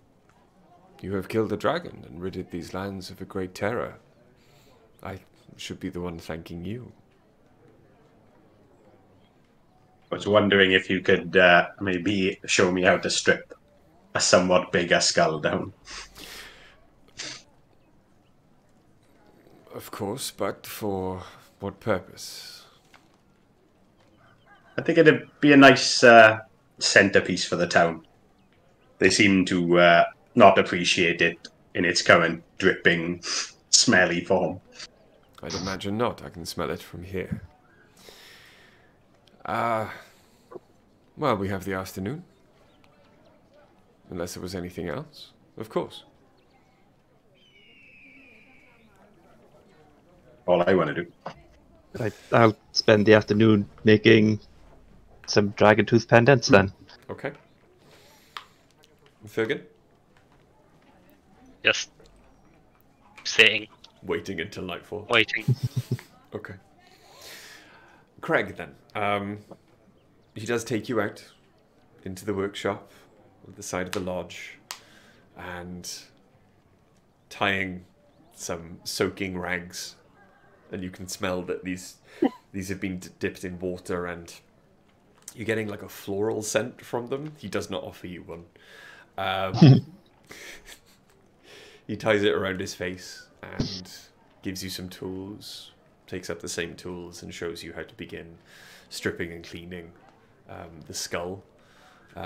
As you begin to work on your own, he stokes up a fire, like a small bonfire, quite far away from the house on an open patch of dirt, and starts taking things that have been cut off, that have been rotted beyond use, and begins to toss them into the flame. The flame does turn a strange white blue as the parts of the dragon begin to catch. And the flames, which were maybe as tall as yourself, begin to grow low, as if the dragon parts are too cold and are putting them out. But as you begin to approach the fire and take some of the parts yourself, you realize that it's hotter than any bonfire you've been anywhere near. And you cannot approach too close. You have to toss the parts to get them into it, for fear of being burnt yourself. Eventually, though, after a good couple of hours' work, the dragon head, minus its teeth, which would have looked quite good left in the skull, is cleaned, and there are some unfortunate notches taken out of some of the skull that would probably almost perfectly fit the sword that you no longer possess if you were to hold them up against the cuts. However, Look really good if you could fill those in with bronze or something. there is a pretty solid looking dragon skull though. Cool. I mean, it's quite large. It's the size. Yeah. The head itself is the size of maybe, a small cow.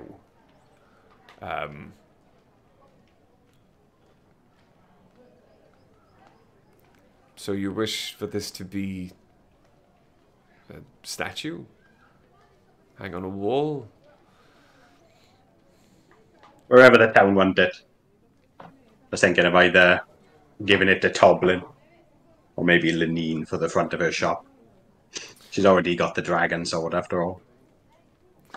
I mean, the Lion Shield Costa is always currently a fetching name in itself, but the Dragon Skull Inn does sound a lot better than the Stone Hill Tavern. Exactly. Well, when you leave this place, your load will be much lighter. Thank you. It's starting to get dark, though. You may want to go and get your friends. Prepare for the trek into the forest to see if we can find your friend's father. They get up and walk into the others. Okay. Like as soon as Craig comes in, I've got all of my stuff packed already. I don't have anything. Like I didn't put anything down. It's all in my packs and stuff. I just like stand up pick it all up. Like pick up my Yeah.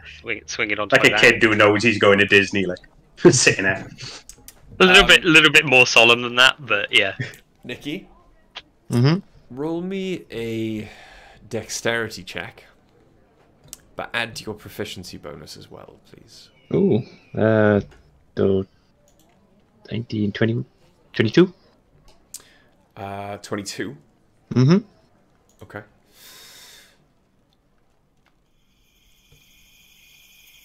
As you, over the afternoon, have gotten used to the tools, there have been one or two you picked out the smallest, the most broken teeth to test out your technique on.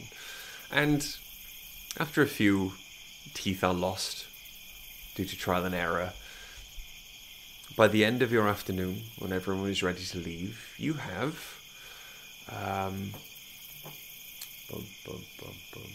At most, I only want 5. apparently the nighttime insects are very loud. There we go. Thank you, Millie. You do have, by the end of it, 5 quite well made dragon tooth necklaces. Cool. How many have I used in total? So I can mark it off. In total, then, you have used, say, about 8 teeth. Right, okay, so we got 52 left. Cool. Oh god, really running low.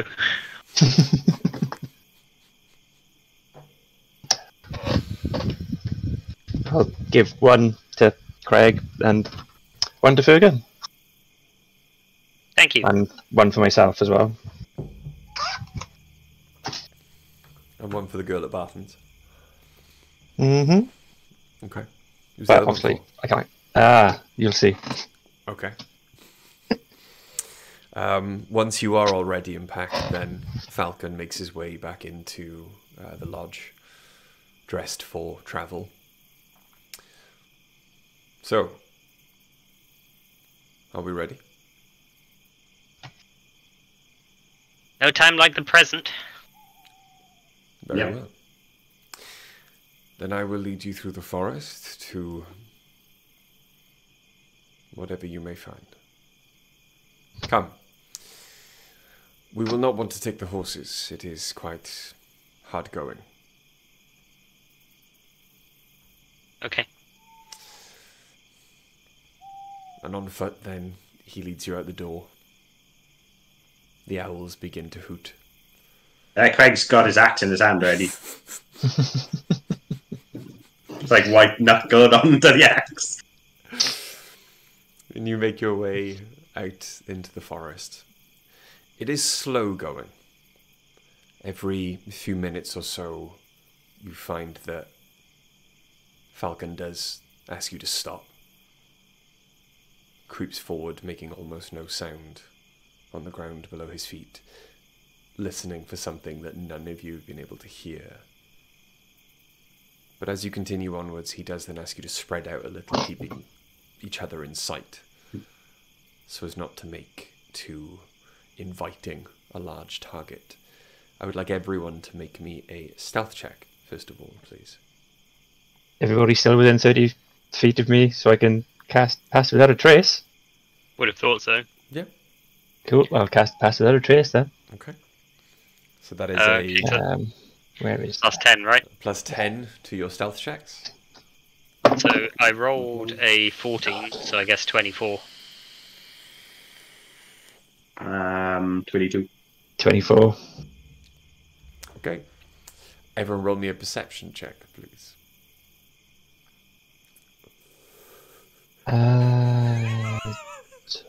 15. 15. God, 17. copying me, Stu. Okay.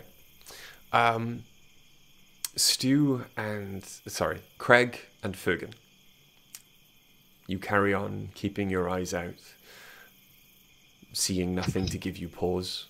Falcon on the side of the group that he is on also sees nothing. Sidestep. You pause when no one else does. You look off into the forest and there are 2 glowing yellow eyes staring back at you.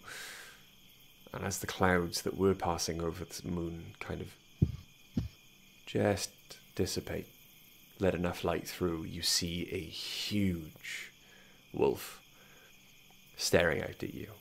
Its mouth closed, its breath just barely visible as mist in the cold night air. And its eyes flash at you as it focuses on just you, looking back at it. I'm gonna stop, kind of crouch down and stare back.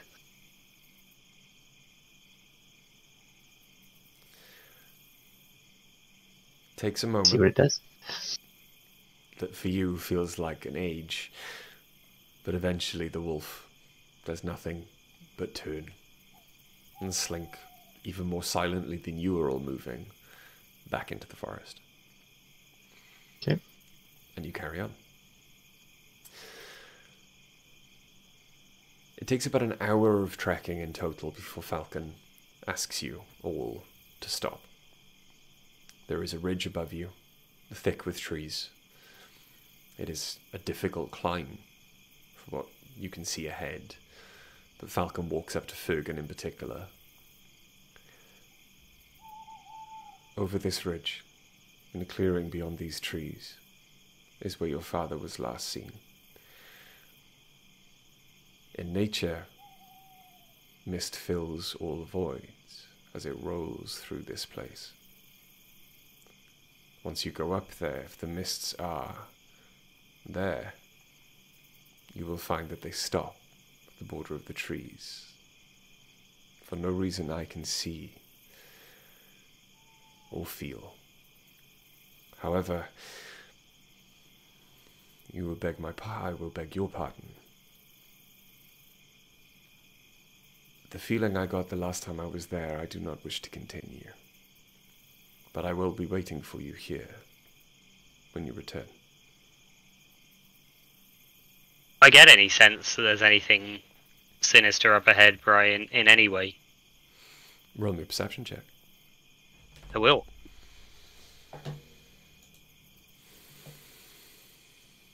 That's 18 plus 8, 26.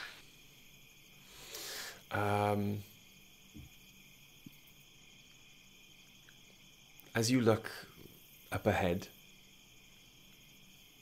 way up above you, craning your neck back, you don't get the feeling there is nothing moving up there.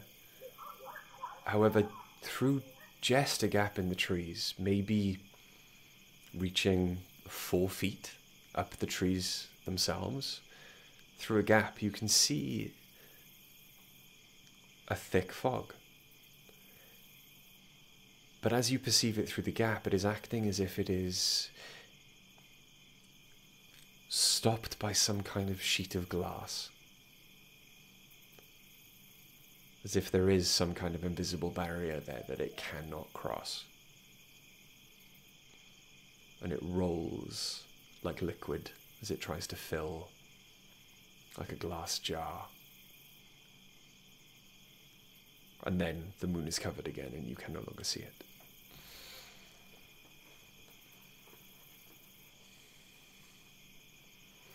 Bergen looks contemplative for a little while and then smiles broadly. Falcon, surely you're a man who always seeks adventure? I fear no man or beast that I have ever seen in this realm. However, when nature, as I have come to know it, starts disobeying its own rules, I have learned to err on the side of caution. I am a hunter. I am a man of the woods. I am not an adventurer. I leave the foolhardy quests to folks like you. Thank you very much for clearing the manse, by the way. You saw my father head into those mists. I did. Thank you for bringing me here, my friend. And Fergan starts walking towards the mist.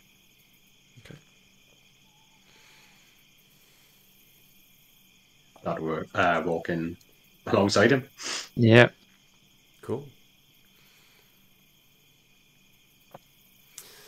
It is a steep climb, but there are, because the roots of the thick growth of trees above you seem to be growing out of the side of this like incline leading to the ridge. There are many, many handholds for you, so it's not tough going to get you to the top. But as you eventually crest the ridge and make your way through the ring of trees, you do walk out into a clearing. For Craig and Sidestep, it is as if you are wading up to your neck in a soup that you can only see but not feel. However, you are gripped by a feeling of cold, cold moisture. And possibly things that tickle the skin, like walking through cobwebs. Fergan. Yeah. It is a lot more difficult for you, being of a slightly diminutive stature in comparison to your friends. You can just see above the soup of fog. However, being closer to the fog itself, roll me a perception check with advantage. The other two, please roll me a straight perception check. Can I also, as a Fey Wanderer, does this give me any feeling it's got anything to do with the Fey?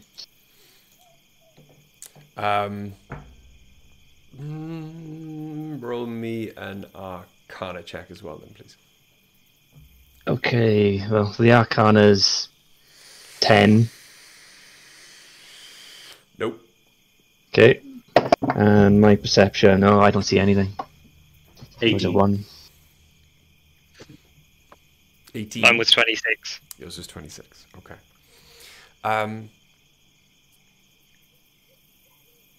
It's a lot clearer for you, Fergan, but both you, Craig, and Fergan. What was your perception? Sorry, Nikki.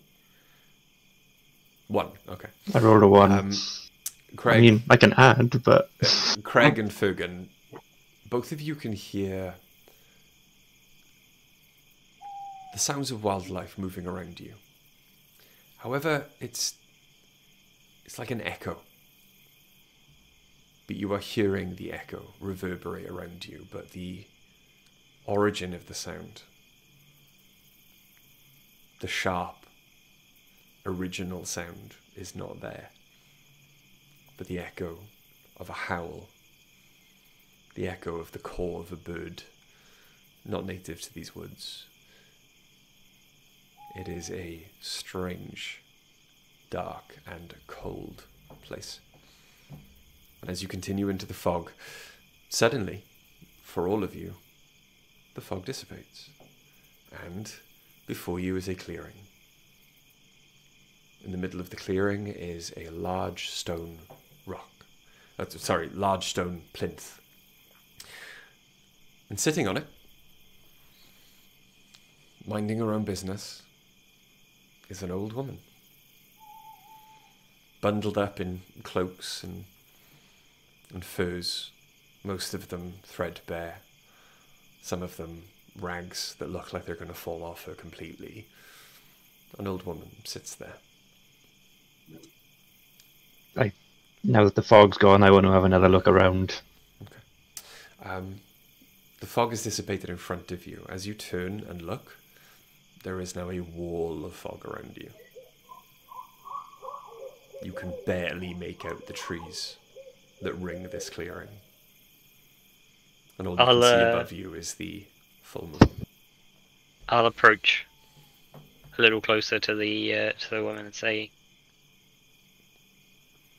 "Pleasant night for a walk in the woods, grandmother." She looks up. One eye bright piercing blue, the other a deep dark green. Pleasant night, you think? A Full moon? A cold and foreboding night, I think. But welcome, welcome. Come, sit. I Thank you. enjoy company on nights like this. May I know your name? My name? Names have power. If you would be so kind as to give me yours first, then perhaps I will grace you with my own. Perhaps.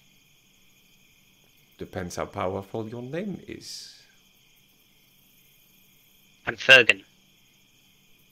These are the Ferganeers. You are Fergan. Fergan von Smergen. Ah, you have a father that stories have been written about. Have you seen my father? The wearer of the purple, yes, I have seen him. You know where he is now? I do not. Well, that is a lie. But Madame Eva sometimes lies. You do not need to believe everything I say. I would know the truth from you. I do not know where your father is, but I can make an educated guess, and when you have lived as long as I have, those educated guesses turn out to, more often than not, be correct. And what would your guess be, Madame Eva? My guess is where your father is where the cards have sent him. Cards? As you say cards, she pulls out a deck and fans it in front of you. It is an ancient looking deck of cards, all of the edges battered and torn. However, the backs of all of the cards are jet black, and if they were not flat and laying flush against each other, would look to be covered in dark red jewels. She puts the cards down on the stones next to her. Your father, he came and asked for a reading. Well, I convinced him to ask for a reading. But it seemed like the adventurous sort, and I have need of adventurers in my homeland. Why did he come here? Because the adventurer's life calls to your father, as it has always called to your father. Where did you send him? I sent him nowhere. The cards, however, they plotted a journey for him. He decided to take it. Who are you, Madame Eva? I am nobody. I am an old seer of the Vistani, from a land far from the one you have just stepped from. Where are we now? And somewhere between. You can choose if you wish to go back, but you will never know what has happened to your father. Or you can choose to go on, and you will possibly know what has happened to your father. Tell me how to find him. You would need a reading of the cards. You can start your And do own it. journey. Yes? Yes. For you or for you all? I don't speak for these. I step alongside Vergan and go for us all and take a look at Sidestep.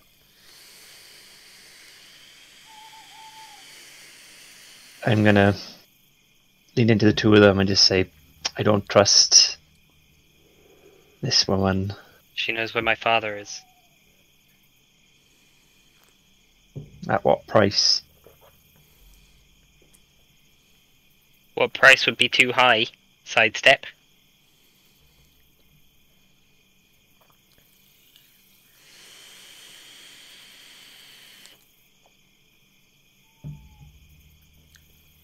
What price is this reading, Madam Ava? There is no cost. Insight Is that check. true? Alright, roll me an insight check, please. That is 21. There is a double meaning that you feel as she utters the word cost. She splays her hands and continues on. I ask for no coin. I have no need of such things. I didn't ask what coin you required. I asked what is the cost. I'd appreciate honesty. I've heard from a wise old lady out here in these woods that Madam Eva sometimes lies. She may have been lying when she told you this. No? The cost could be your lives. Or What? it could be a terrible ancient curse enacted on you when you free another from this terrible ancient curse that has ravaged him and the lands in which he lives for years. Or you could come out of it having profited. So, when I say there is no cost, the cost is whatever you choose it to be, or whatever you win from it with your Is this strength reading the and only skill. way for me to find my father? When you find your father, this reading will have armed you, perhaps, with the tools that you need to help him. I'd step you do as you will. Then I will I give want the you a reading. reading. She shuffles the cards in front of her. And she holds them out to you. Please cut the deck wherever you wish. Greg takes out his axe. No. I reach out and I cut the cards very near the top. In fact, I only cut the first card from the top. Okay.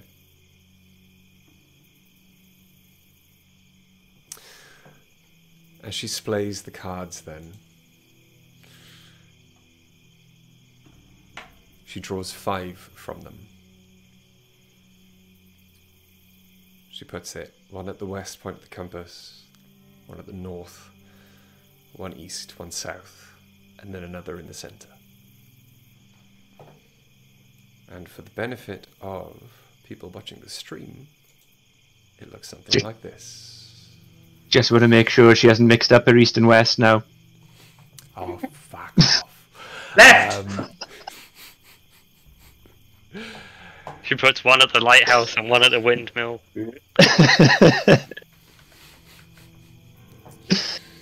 So, the first card,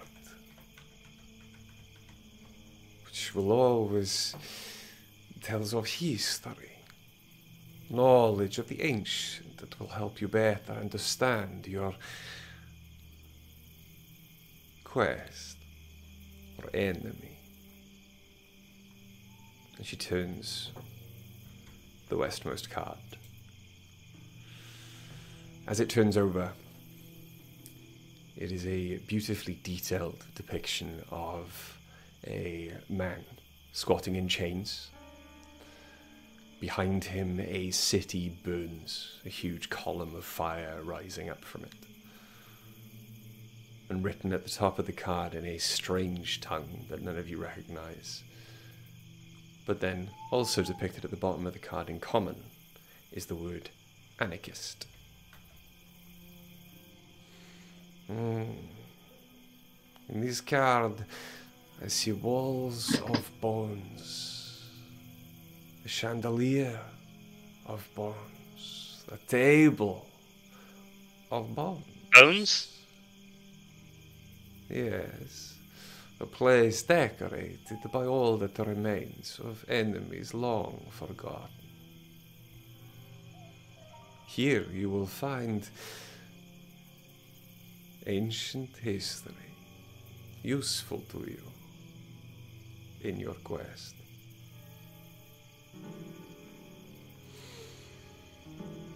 The next card will tell of a powerful force for good and protection, a holy symbol of great hope. And once more she turns the north card. There you see two reanimated corpses in all of their grisly, horrific detail. Behind them, a man in a trance, his hands raised as if puppeteering them. And again, in both languages, common and what you assume to be her own, you see the word necromancer. This card, it shows me a woman hanging above a roaring flame. Find her. You will find the treasure. Are you writing these clues down, Nikki? Yeah, what was that? A woman hanging above a roaring flame, you said, was it? Yeah. And find the treasure. Mm-hmm. Gonna watch the VOD back and make my notes later. The next card is a card of power and strength. She glances at Craig as she says this. It tells of a weapon of vengeance, a sword created from pure sunlight. She turns the eastern card. It does in fact depict a beautiful woman. In her hand she holds a sword. She is covered in finely made armor, and you see written on the card, in both languages once more, the word Avenger. This treasure that will greatly help you lies in a dragon's house, in hands once clean, now corrupted.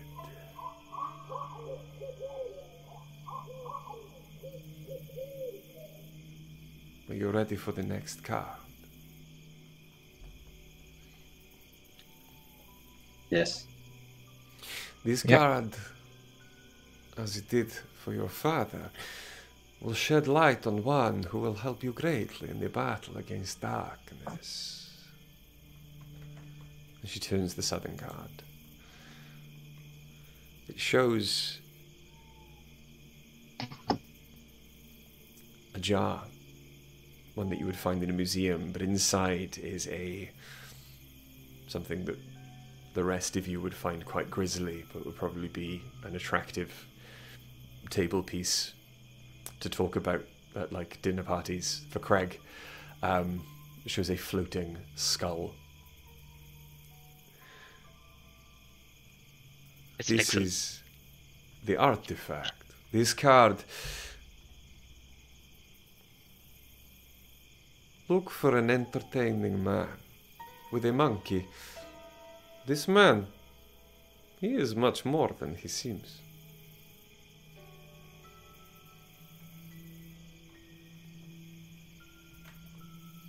The final card will compel you on your quest.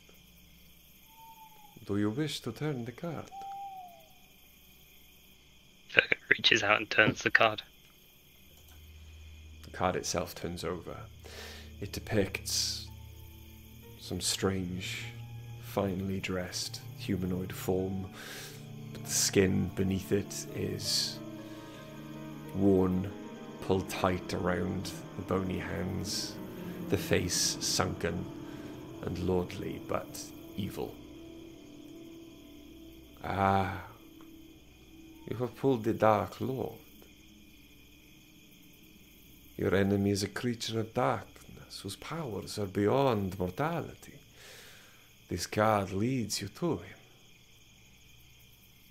You will find him lurking in the depths of darkness, in the one place to which he must return.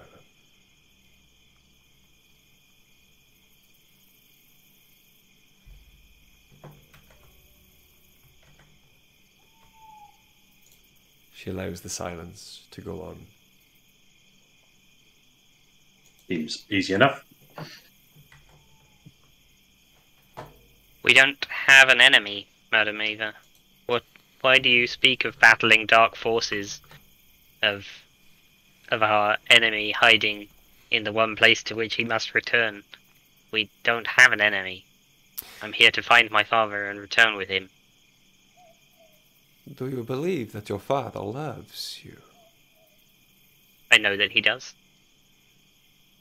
And do you believe then that anything other than a strong and powerful, dark, malevolent force could stop your father from returning to you? Name this force. You will find out soon enough. His name is not for me to add.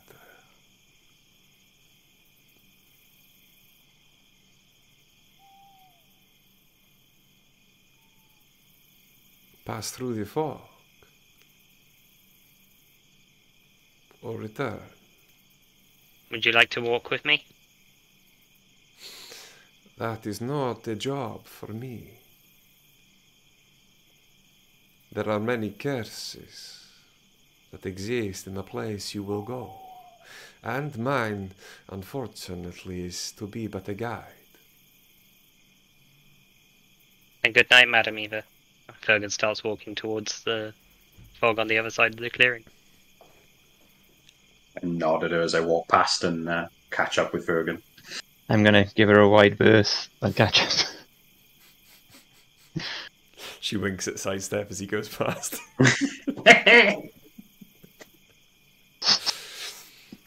Too much winking in this episode. I don't like it. That fifth pendant is not for her. I did wonder. So,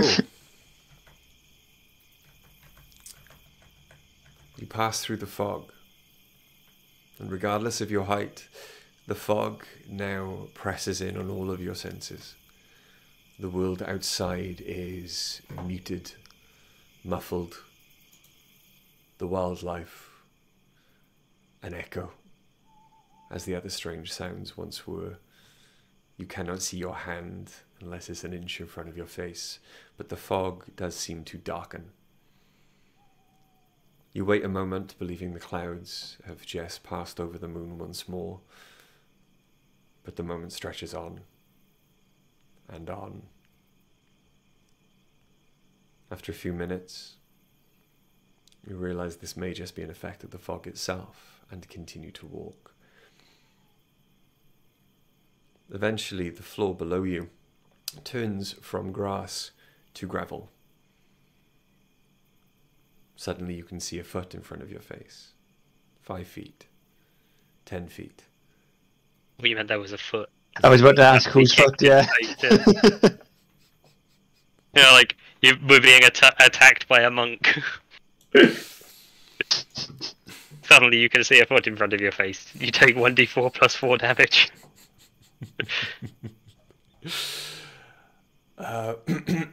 Sorry. Sorry for ruining the tone. It's fine. As you walk through the fog, then, it begins to dissipate once more.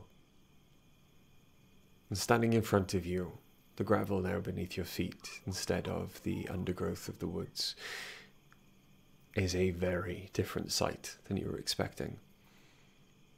The nearest forest to you, as you look around, the fog having all but completely disappeared, is perhaps half a mile away in the distance. The valley you now stand in, almost at the bottom of, is completely surrounded by high, jagged mountains, covered in wood, not covered in woodland, but the trees themselves seem twisted and a perverted version of the woodlands you are used to. There is a tall, rocky spire far off in the distance in front of you, at the top of which you can see a large fortress or a castle. there is perhaps one window with a light shining from it. And far below, you can see a village. Many more lights lit there. The village itself, though, even from this distance, you believe, with that many lights on, you should be able to at least hear something. As far as you can tell, there is just the eerie silence, the flap of bats in the darkness, and the quiet, distant howls of wolves. But no wolves like you've ever heard before, Sidestep. Low, rumbling howls. Even the air smells different to you all, though. There is a smoke to it, like the incense of a temple.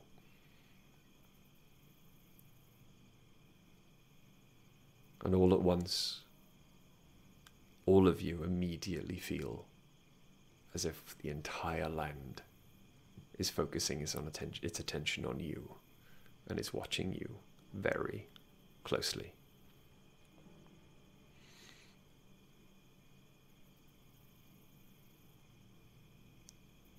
I want to take a good look around, just check for any possible dangers. Okay. Well, there's wolves. Everyone roll me a perception check.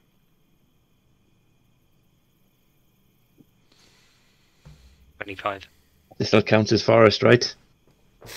No, you're out on plains Nope. now, unfortunately. No, okay. Nearest forest, as I said, is half a mile away. Yeah, 14 then. 21. 21, 14, what was yours? 25. 25, okay.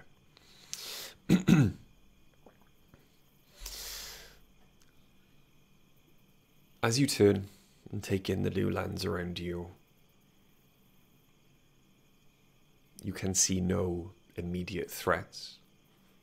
Nothing moving in the grassy plains that stretch off into the distance towards the large lake you can see off to your left. However, maybe 10 minutes walk away, now that you are looking for it, just in a small depression, there is a small building, size of a low barn. You can see some low lights flickering through a couple of windows from inside of it.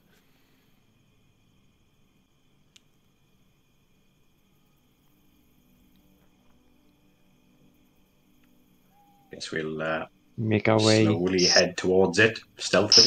sneakily. Where are we at? How long does it pass without a trace last? Has it been an hour? Depends how time works. Whatever the fuck we've just gone through. It lasts for an hour, so What lasts for an hour, sorry? The pass without a trace. pass without a trace, yeah. Okay.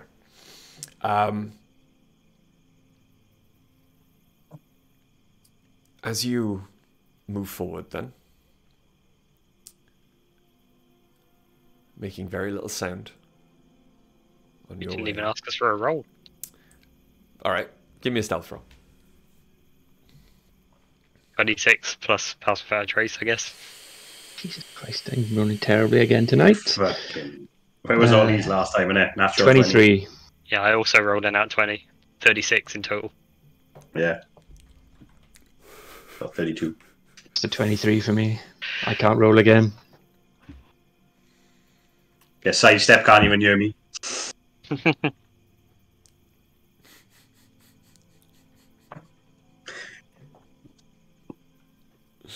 All I've got, by the way, going through my head, I'm trying not to laugh because I've just got the opening sequence to Young Frankenstein. Oh, classic. Absolute classic. Actually, it's pronounced Igor. Alright, Nick, I'm not going to roll in the hay with you.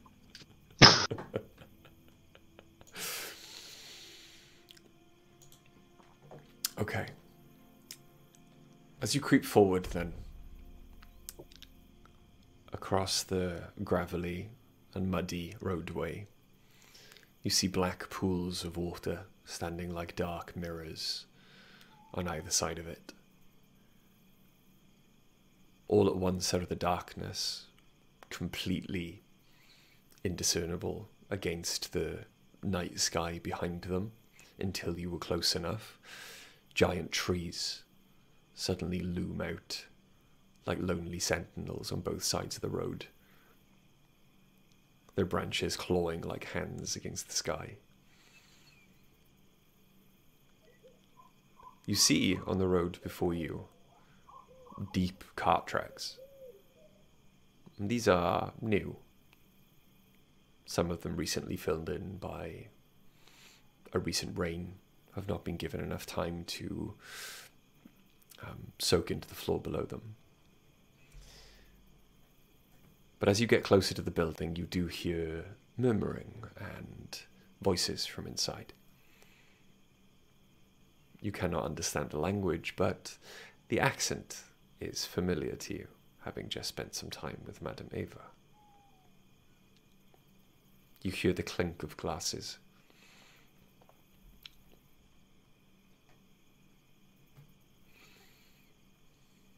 With your perception checks from earlier as well, still going, being very, very, very on the alert. As you glance back along the road you have come, from the position you were in, you now see the mist once more. Almost like a wall, in the center of which is a huge iron gate.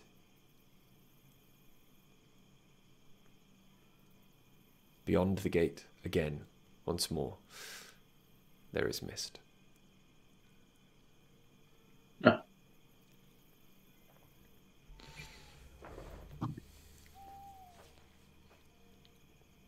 I'll approach the building. Okay. Look for an entrance. Okay.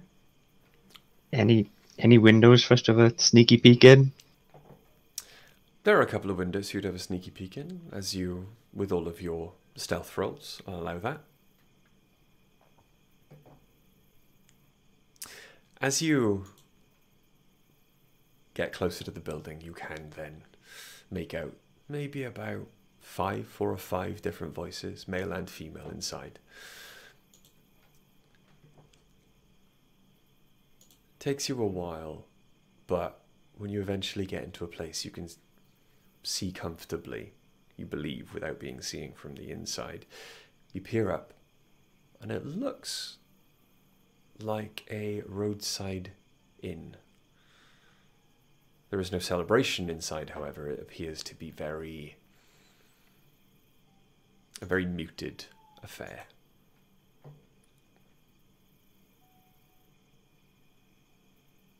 See the door? The door is just around the corner from you.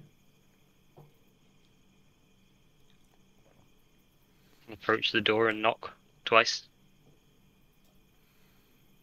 All of the voices inside immediately go silent. You can hear heavy footsteps approaching on the wooden floor until eventually the door is opened and you are bathed in the low light from inside. There is standing before you a tall gentleman, dark eyebrows, shaved bald head, quite hooked features. And he looks down at you, Fergus, until he smiles, but it does not quite reach his eyes. Good evening. Welcome. You must be cold from your travels. Come inside. Thank you. Very well. We? Are you both standing behind Fergus as well? Yeah, we're standing behind him. I'm right beside Verga, yeah. Come, come. Family, Forgive my... make room for our guests. Forgive my confusion, but I think we may have been... We may have got turned around in the forests. What is this place? This town? This is no town. village. This is the Batwing Inn. Is that the Batwing? The Batwing Inn. There's something very different in the language of the Vestani, but for you commoners, it is the Batwing Inn. I am Stanimir, patron Pleasure and to meet father you. of the rabble you see before you. A pleasure to meet you, Stanimir. My name is Fergan. These are Craig and Sidestep. This is my daughter Damia. And he points at a beautiful, lithe, but muscular young woman with long dark hair, sitting at the bar, drinking something that is so powerful you can smell it from the distance you are. And this is my son, Ratga. This boy is much larger and wider than his father, and stares out at you from dark, kind of tousled hair and a heavy brow. He smiles and looks almost immediately exactly like his father, and once more the smile does not quite reach his eyes. Pleasure to meet all of you. You say you came from along the road. You got turned Yes. around in a forest. Must have done. The mists took you.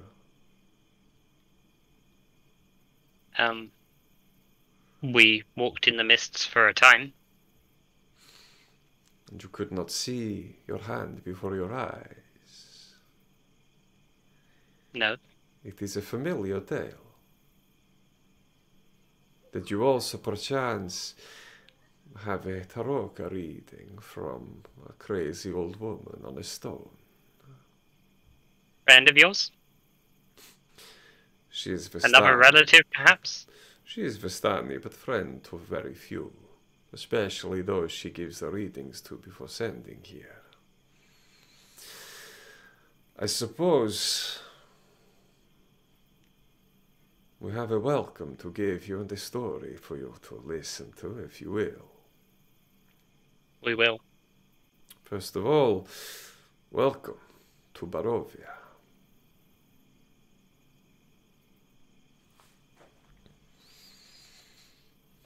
I don't know, wave at everyone in the inn. Barovia is an ancient land. Its original name, long forgotten.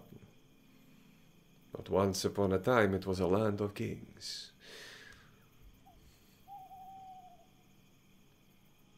My people are enemies, they forced us from our homes. And so we wandered the lost roads until we came here. One night, a wounded soldier staggered into our camp and collapsed.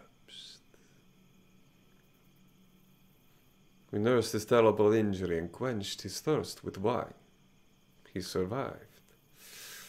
When we asked him who he was, he wouldn't say. All he wanted to do was return to home. But we were deep in the land of his enemies.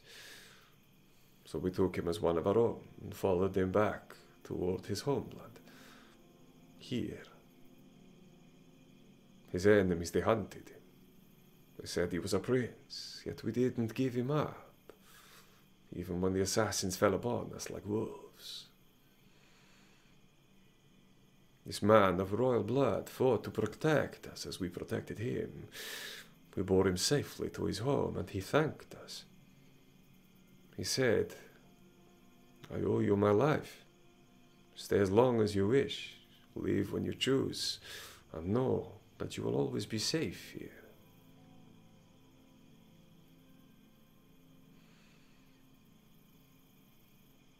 As you look around the room, the son just looks angry that the father is telling the story. The daughter looks entranced. She's enjoying the story a lot more than her brother. A curse has befallen our noble prince. turning him into a tyrant.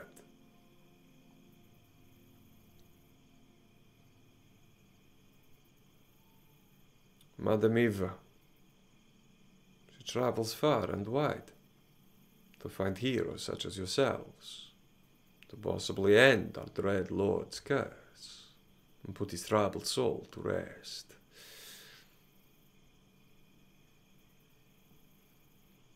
She has sent you here to help. So, will you help? Only here to find my father. Your father, he was an adventurer, yes? Is? And he has not returned to you in some time. Yeah. In some time. Help the lord of these lands, and you will find your father. Have you seen him? Does he A look gnome? like you? He wears... No. He's a gnome. He wears only purple. He's powerful. Strong. Brave.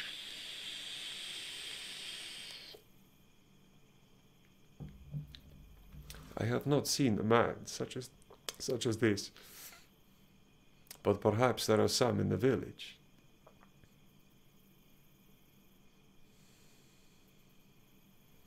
Do many people pass in and out of the village without your notice? We travel far and wide. We are not always here. It is only by chance that you have entered from this side of Barovia and have come upon our quiet little tavern here. Have many been sent to help? Over the years, many have tried to help.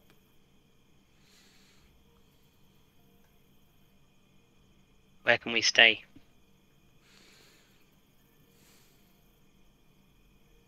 It is not comfortable lodgings, but for that tonight, you can stay here. Tomorrow, when it is safer,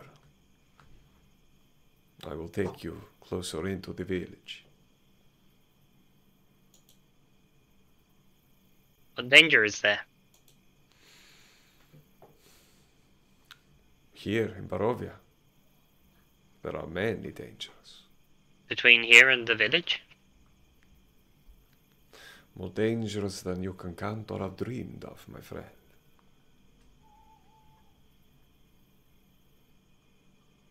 Those dangers mostly come out at night. Mostly.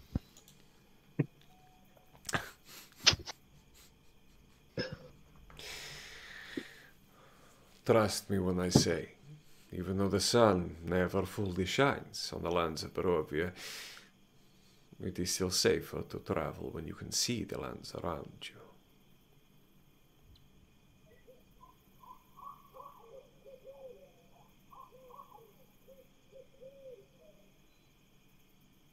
It's not what I was hoping for.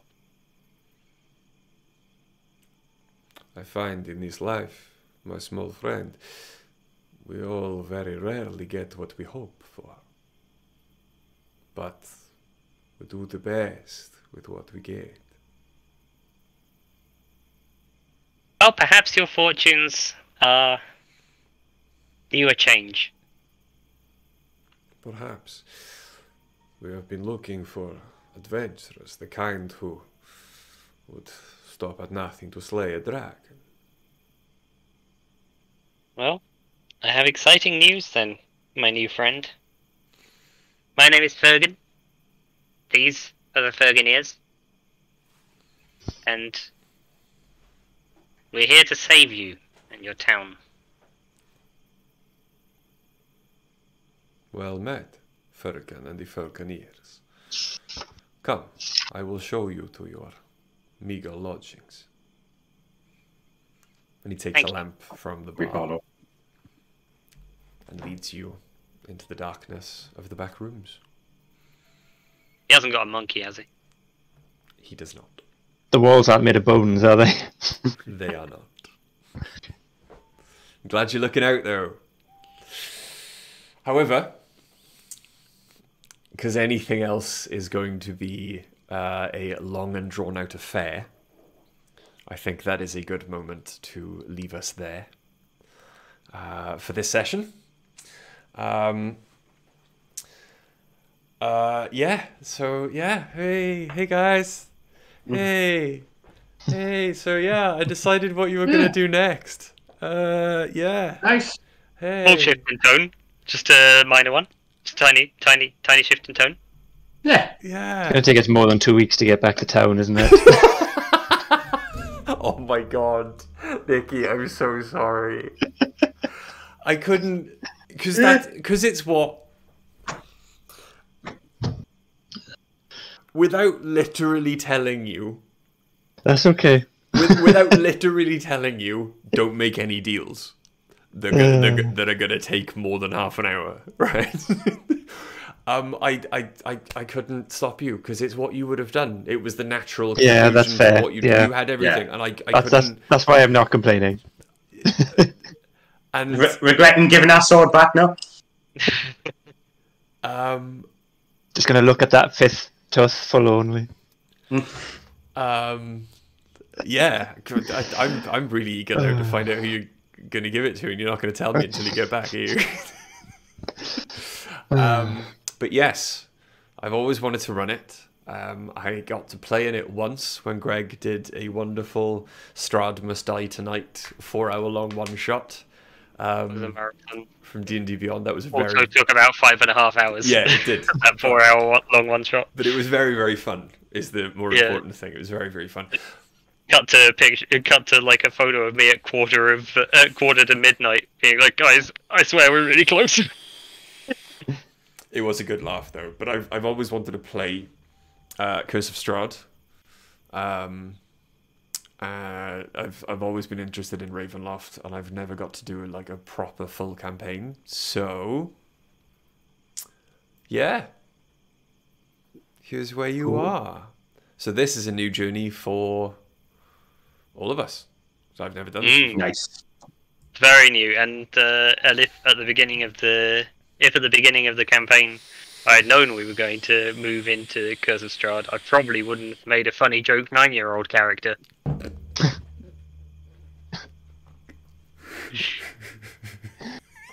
I love it.